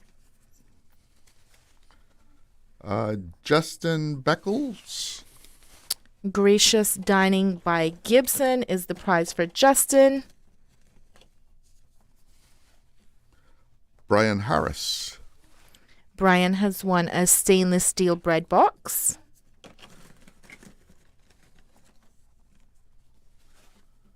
Ruth Williams. Ruth has won a nice facial at Sol Imar. Nathaniel Thompson. Nathaniel has won $50 for Artista Salon. Your arm's getting tired. Mine are. Patrick Gordon. And Patrick has won a handcrafted stoneware livingware set. My goodness. Patrick Gordon again? And that's $50 for Anytime Wellness. You must have had a successful fundraiser with all these tickets. Barry Lee Rankin. And Barry the Lee cash won. It's too full. Barry Lee won $50 for CUC. Trevor Bell. Trevor has won a makeup session with Lady Element, so perhaps he can gift that.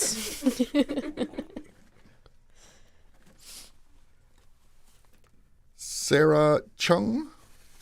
Sarah Chung. So now we're getting into the top 4 prizes. This is ProTune wireless earbuds valued at $125. And we have another pair of those. I'm not sure of this name. Mazario Maheri. I don't know, does that look right? Mackenzie Mazario McKenzie also won ProTune wireless earbuds valued for $125. Janice Elwin. Janice has won a 12-inch Android tablet. And this is our grand prize winner for this raffle. Ta-da! Kalia Elliott. Kalia is the lucky winner of a $200 Cayman Airways voucher. Oh, yes. So we just Big want to time. say that the raffle is going to be continuing through July.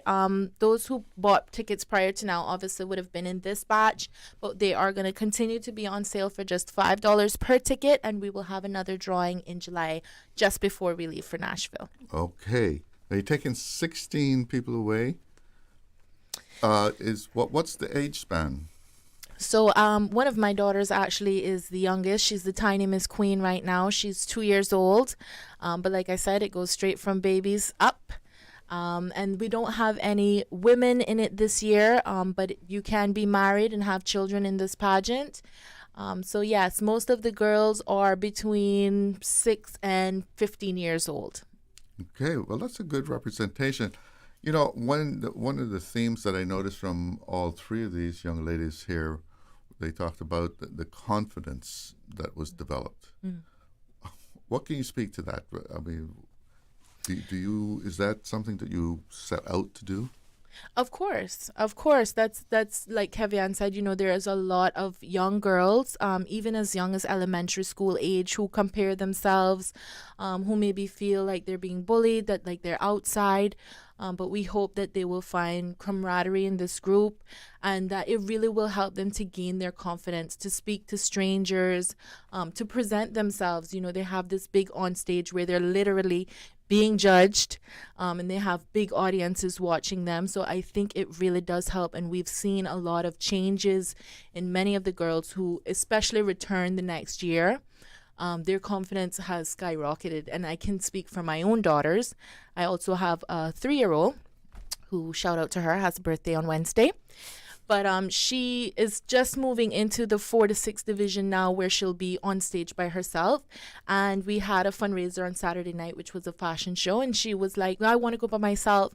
And she surprised me, you know. She was very confident. She did her turns and she was smiling. She had a great time and enjoyed herself. And that's something that I've noticed with Jazara as well. Her confidence has really skyrocketed. You can see it in her posture. You can see it in her interactions. And that is the main focus of the development of the girls. Everybody wants the title. Everybody wants the crown.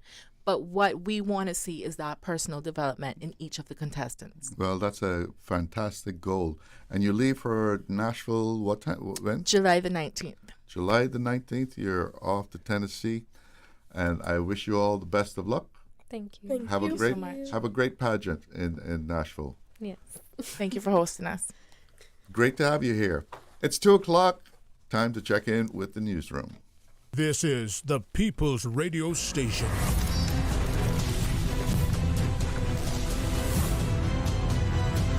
Radio Cayman in the Cayman Islands. From Radio Cayman's newsroom, this is Headlines. The Headline News is brought to you by Kirk Market. With a look at your latest headlines, I'm Jevi Ebanks. Anastasio Rankin and Roland Welcome could learn their fate this week after they were convicted of conspiracy to commit murder following the death of Sven Connor in East End in December 2023. The duo is remanded in custody at HMP Northwood pending sentencing and were found guilty by a jury trial earlier this year. The jury heard that Sven Connor died from, quote, a hail of bullets as he laid in his bed at his East End residence.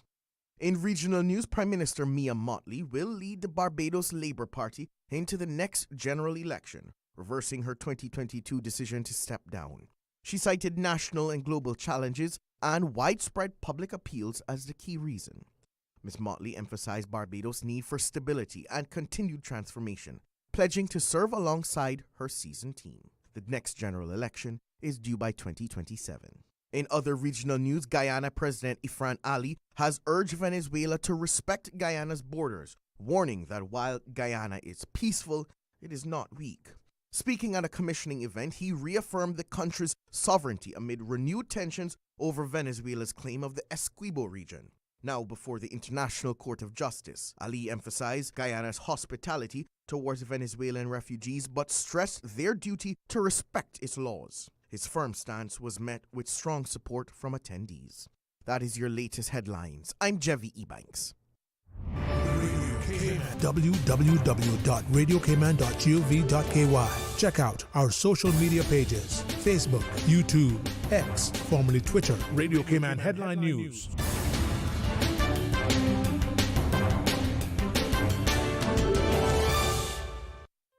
Looking for fresh, healthy food that's full of flavor?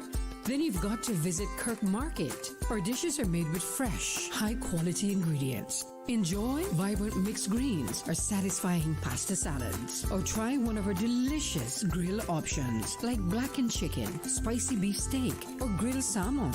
Looking for something light and flavorful? We've got sushi rolls and poke bowls prepared daily. And don't forget to explore a hot bar or Billy Fresh salad at the salad bar. Stop by Kirk Market today for breakfast, lunch, or dinner and taste the difference. Eat well, live well with Kirk Market.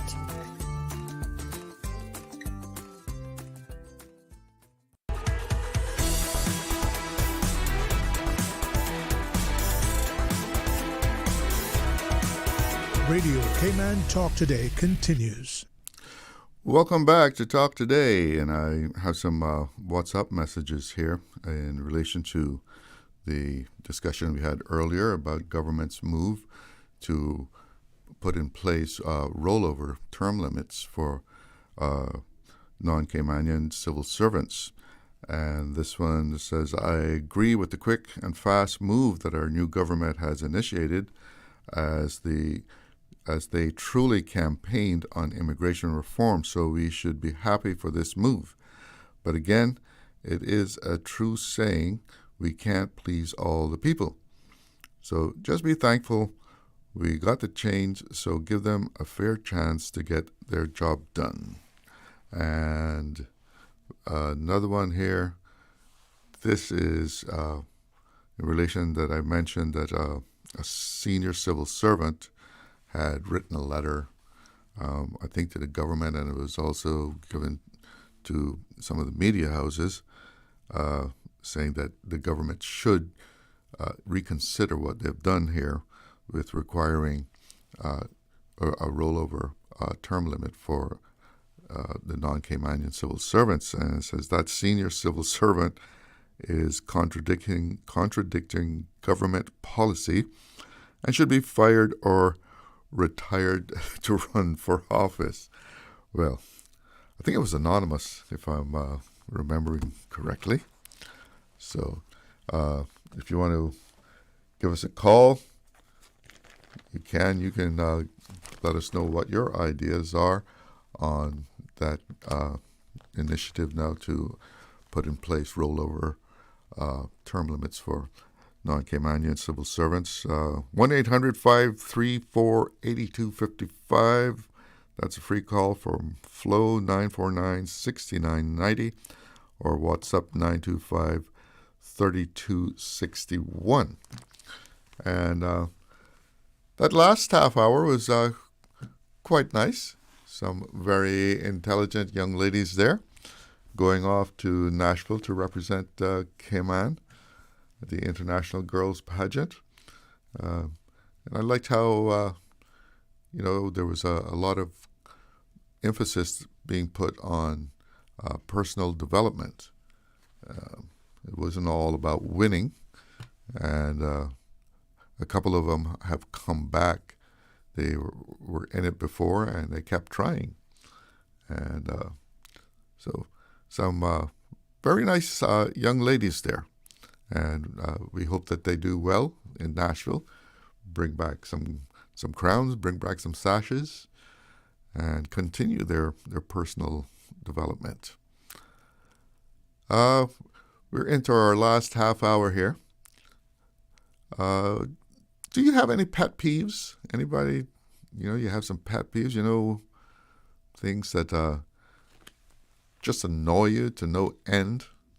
And when you see them, you just have to complain. just have to complain about it. You can't resist voicing your complaint, even if there's no one there to hear you. Just a general declaration. If you want to call me and let me hear what your pet peeves, you can. We got someone already. Good afternoon. You're on the air with What's Up with Talk Today. Maybe you're on WhatsApp. Hi, how are you doing? Hello? Yes, you're on the air. That me? Yeah, your turn. What's on your mind? Thank you. I agree 100% with that last caller or last email you had or WhatsApp. I don't think it's going to be those on work permits or those that are, those are work permits, but even those that may be close to getting PR and even some of them with status, I think should be withdrawn, depending on behavior for different ones. So I'm not saying that some don't deserve it, but some don't either. So I just hope they'll make the right decision and get rid of the right ones or do the right thing. Yeah. Well, if we're interpreting what has been released so far, the information that we have, come the clock really doesn't start ticking until the 1st of January next year. Yeah, that's unfortunate. So, but I mean, you have to be fair too. I mean, you can't just drop it on say, if you've got 5 years in, that that 5 years is going to count toward your rollover time. I mean, they didn't come in on that premise, so you kind of have to start afresh, don't you think? Well, if you look, at least I used to see it on every work permit. There was no guarantee for anyone to get in a tenure other than having a work permit for the limit or the term limit that was granted to them. Well, they're not being given tenure. Pardon? They're really not being given tenure. I mean, what I'm saying is, that unlimited. Well, if they are already in the civil service, the time starts as far as what the 9 years starts January 1st, 2026. Could never be they're going to wait till then to start it over. I thought 1 year was enough notice.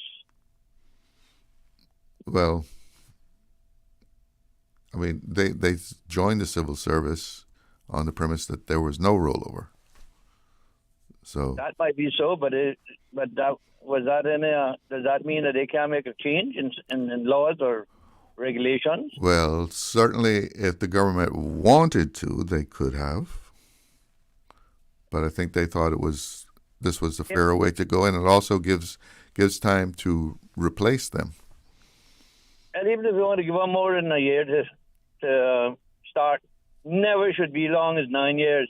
That'll defeat the whole purpose. By then we'll have the island pass 100,000 people with probably with a PR and under status as well. So that's a moot situation if that's what they intend to do. Well, that's the understanding as of right now.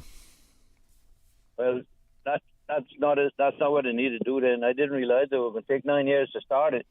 I thought no. It goes into effect January 1st. Yeah, but I'm talking about if they're giving them next year, January.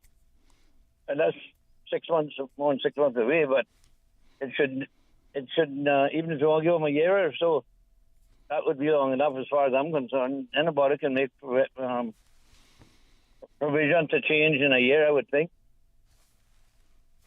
I guess it depends on your situation. What we're talking about is the future of our country, I know that. If we're not careful, all our next generation or two going to be suffering sorrow, and that's what we need to protect. I'm not against giving work permits or giving term limits to certain people for whatever time, but it needs something that's going to deal with this much quicker than 9 years. So otherwise, they might as well forget it.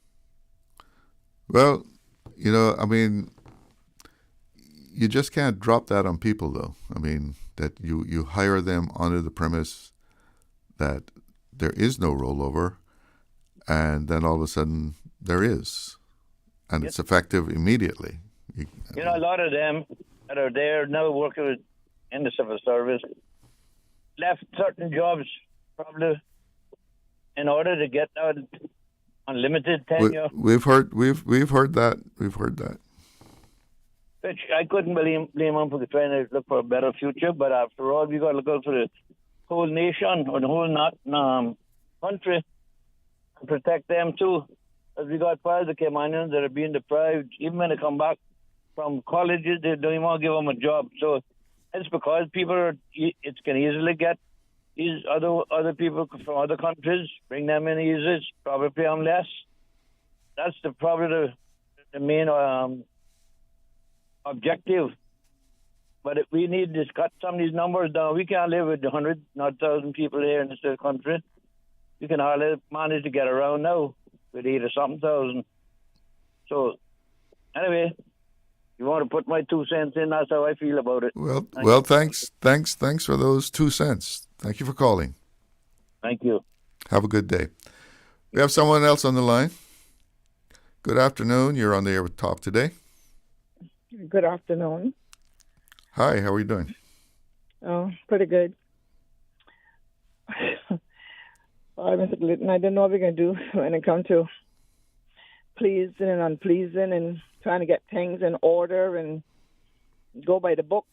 But I think if we let all of the horses out the pen long time ago and to bring out one of those horses back in now, it's going to take forever.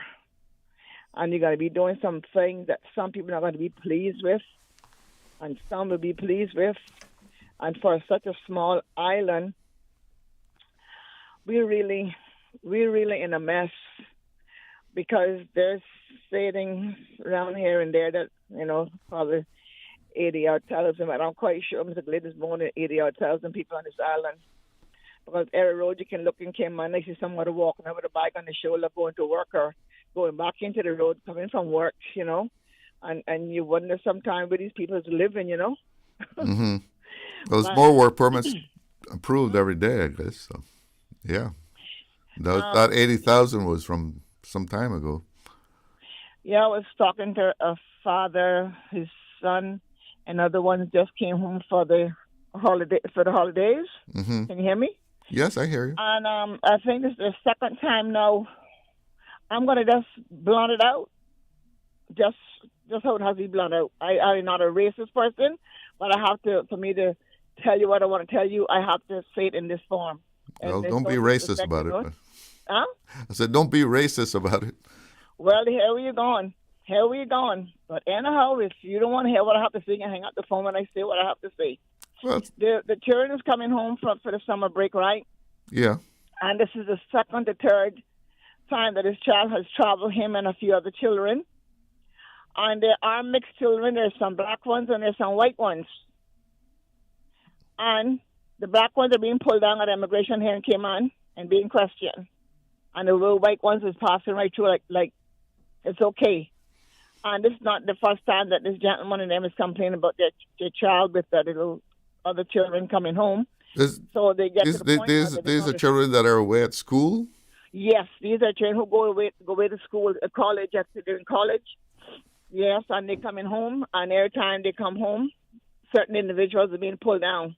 So the mother and father have had enough now that they're going to have to start taking some action with whoever it has to be with, I don't know, immigration or whoever. Why is it that these kids are coming home whenever they come and only some is being pulled down and the other one is just way through the line? And it's true, and I'm going to leave it at that. It's because they're going to look into it to see what is it that these other individuals are being pulled down and not the other children. So if you want to call that racist by me calling the color, well, that's not how we could explain. No, that's not racist for you to point out the color. Yeah. It would be if what you're saying is correct. Mm-hmm. That would be racist. I just spoke to the father this morning. He's highly upset, and his wife is going to look into the situation. But let me get this straight. Let me get this straight then. A young person is away at school. A few, not just one. A few of them here from Cayman is studying overseas. Yeah. So they travel together or something? I don't know if they travel together or they just back up on the flight or what the situation is. So where they're going to school, I don't know. Yeah, but it almost sounds like it's an individual immigration officer that is doing this, but they come home and they present a Caymanian passport, and they're being questioned. Yes, and this is like the second or third time, and yes, but I'm not going to say any more about it. But he spoke to me this morning and he said this thing is still going on. It happened some time ago. Well, that's unfortunate if it's so. It's happening again, and letting the other ones, just pass through. I mean, I don't know what's going to take to get this island in order and try to respect the human being when, they're on the right track and they're being pulled down, I would say, innocently until proven guilty. You understand? Mm-hmm.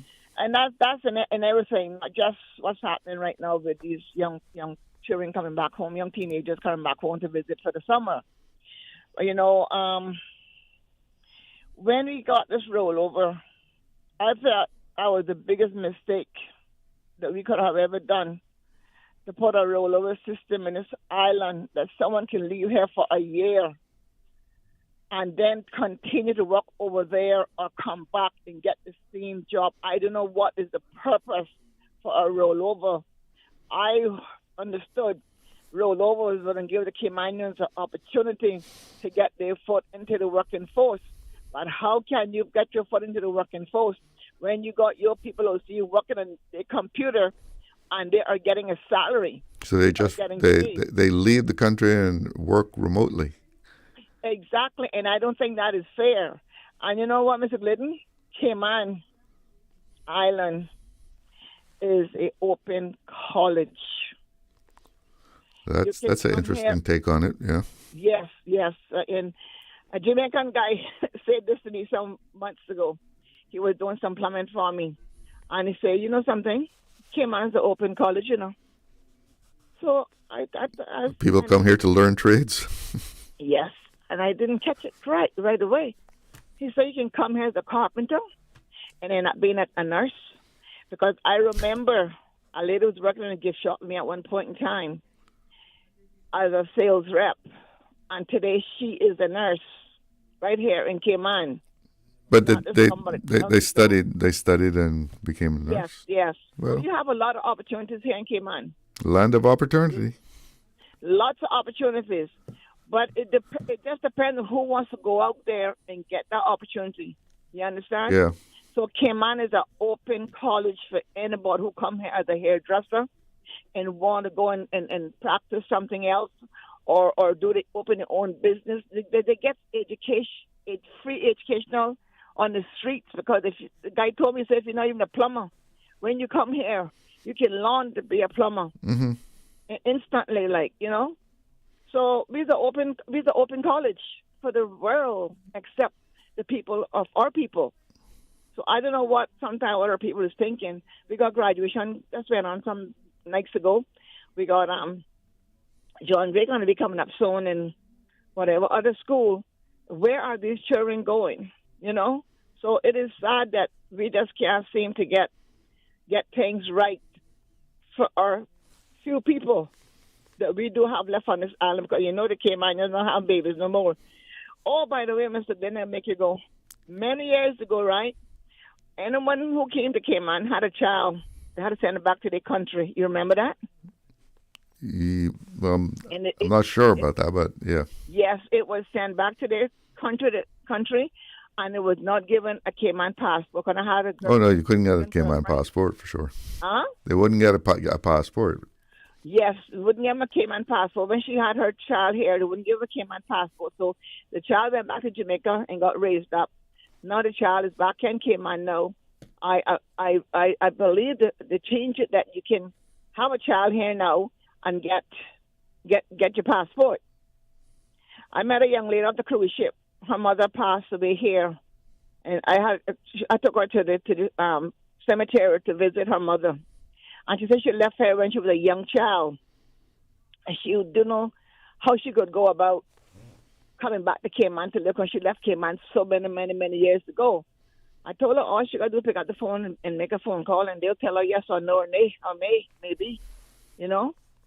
But I just wanted to say that we really need to try to do a little bit better than we're doing, because we are doing injustice when we say we are doing things to the Caymanians, and you go and make all these rules and regulation, and it don't hold for so many different people, and the other one is still left up in the cold. All right. Well, thank you so much for the call. Thank you. Bye-bye. Have a good afternoon. We have someone else on the line. Good afternoon. You're on the air with Talk Today. Hello? Hello, are you there? You can hear me? Yes, you're on the air right now. Hi, good afternoon, Chalo. This is Carrie Tibbetts from the BRAC. Good afternoon. Good afternoon. I just wanted to chime in. Not the last caller, the one before. It doesn't seem like some of our people are quite clear on this 8-year PR situation. Now, when you come to the country and you're on a work permit, you can work on a work permit straight through for 8 years. Once it keeps getting granted, you don't have to remain with the same employer through that 8 years. You can move on to others or whatever. You can job hop all you want, which is something they need to reintroduce, because that was watered down. And it was taken out, as Ms. Sharon Wollston alluded to on one of your shows years ago. I think there's been some tightening up on that, though. Well, the job hopping part of it, they question it. No, you can come and anybody can get here on a 3-month permit. That's the entry permit. 3 months. Once you get here on that 3 months, then you can leave within that 3 months and go work somebody else who puts a permit in for you, or it doesn't matter. You don't have to stay with that employer, and you can skip around. There's no stopping of that anywhere. They haven't suspended that. They haven't enforced it back. They've done nothing of the sort. And because of that, businesses will find their staff is being poached. Kim and Brack, my goodness, your employees are constantly poached up here. It's a nightmare. That should not occur. Anyway, I want to explain this to that caller. I think it may have been Mr. Tommy. Sounded like him. I want him to understand, for the 8 years that you're here, you're guaranteed employment for 8 years. Once you make it to year 8 and 1 day, you then have the right to apply for permanent residency, because when you hit your 9th year, that is your term limit year, and that means that you have to leave the country for a year. You get rolled over.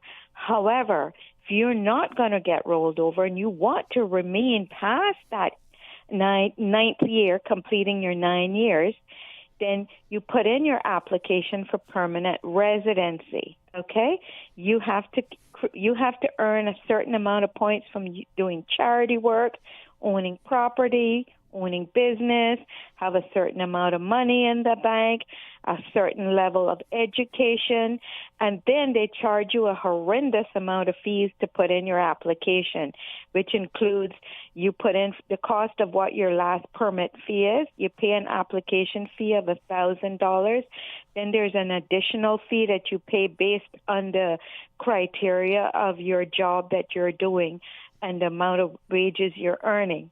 So to me, it's a government racket is what it is, to make money. The government is just pushing this envelope to make as much money as they can and eliminating the fact that we have 800 students graduating out of our high school every year and displaced within the country, because in the government of the Cayman Islands, no departments work in unison with each other to provide any form of protection for our people and our children to get into those jobs and work. Well, no, there's another question whether they're being well prepared also to enter the workforce. Well, that's the other situation. And are we even ensuring that is occurring? We do have UCCI, we have ICCI, but are they actually preparing any of our people for these jobs that are out there? We and our WORC are the worst because they do not even bother to look into the fact that how many of our kids are coming out of school, how many of our people are still unemployed. You know what was the biggest lie that they came and told our people 3 years ago was that, or 4 years, about 3.5 years ago, they came and said that our unemployment rate was under 10%. Mr. Glidden, that was the biggest lie that they came and told the people of this country. Big lie, because the people who knew the right figures for this country were the ones that shared that with me. I have proof that was a major lie. Let me just break in here because I got another caller and I have less than 3 minutes. They can hold on. I have less than 3 minutes. National radio. I do not appreciate being interrupted. Well, I have less than 3 minutes. I have another caller. I want to make sure that I get them in. Okay? Well, the call. Okay, well, let's take that call. Good afternoon. You're on the air. Hello? Hello, you're on the air. Hi, Mr. Glidden. It's me again. Okay. We only got 2 minutes. Less than 2 minutes. Yes. Sorry about that. No, I was chiming in on what the caller before the last caller was saying, in terms of, the immigration policy and so forth. And I just wanted to give a quick example where I knew a lady who was in a domestic helper work permit, and she only had 1 day's work, and that permit was about to expire, and she asked me to help her get a work permit. And then her husband was on rollaway. Rollover. Rollover, yes. And what had happened was he was actually here on the under the rights to family life, under her domestic work permit. And so what happened anyway? I washed my hands off of that situation because what was happening? They were being very deceptive in terms of how they were trying to have this work permit submitted. So the husband's time here would not permit him to go on rollover, and he would be allowed to stay here under her work permit. So they were trying to be deceptive in how to get me to help them apply for another work permit for her. And again, she has, I washed my hands off that, but again, she has another domestic work permit. And that work permit, again, only allows, she only has 1 day's work, but yet her and her husband remains on island through the rights to family life portion of the immigration transition law. And I would love to see if immigration, I know it's a lot of resources, but I remember when they were over, enforcement was over in the old building and the old crew was there. Officer Lewis, Officer Wong, Mr. Manderson was heading that section at that time before he transitioned to Chief Immigration Officer. And they did their, I think it was maybe a few times a year, raids where they went out to, and I know the population has grown immensely since that time, but we need to get back to those types of employment, and we need to have documented references from these places where people come here and say, oh, I have this experience, I've been to this university, this college, and I've worked at this job, and I have this amount of experience. The same how we're requesting them to have police records that come from their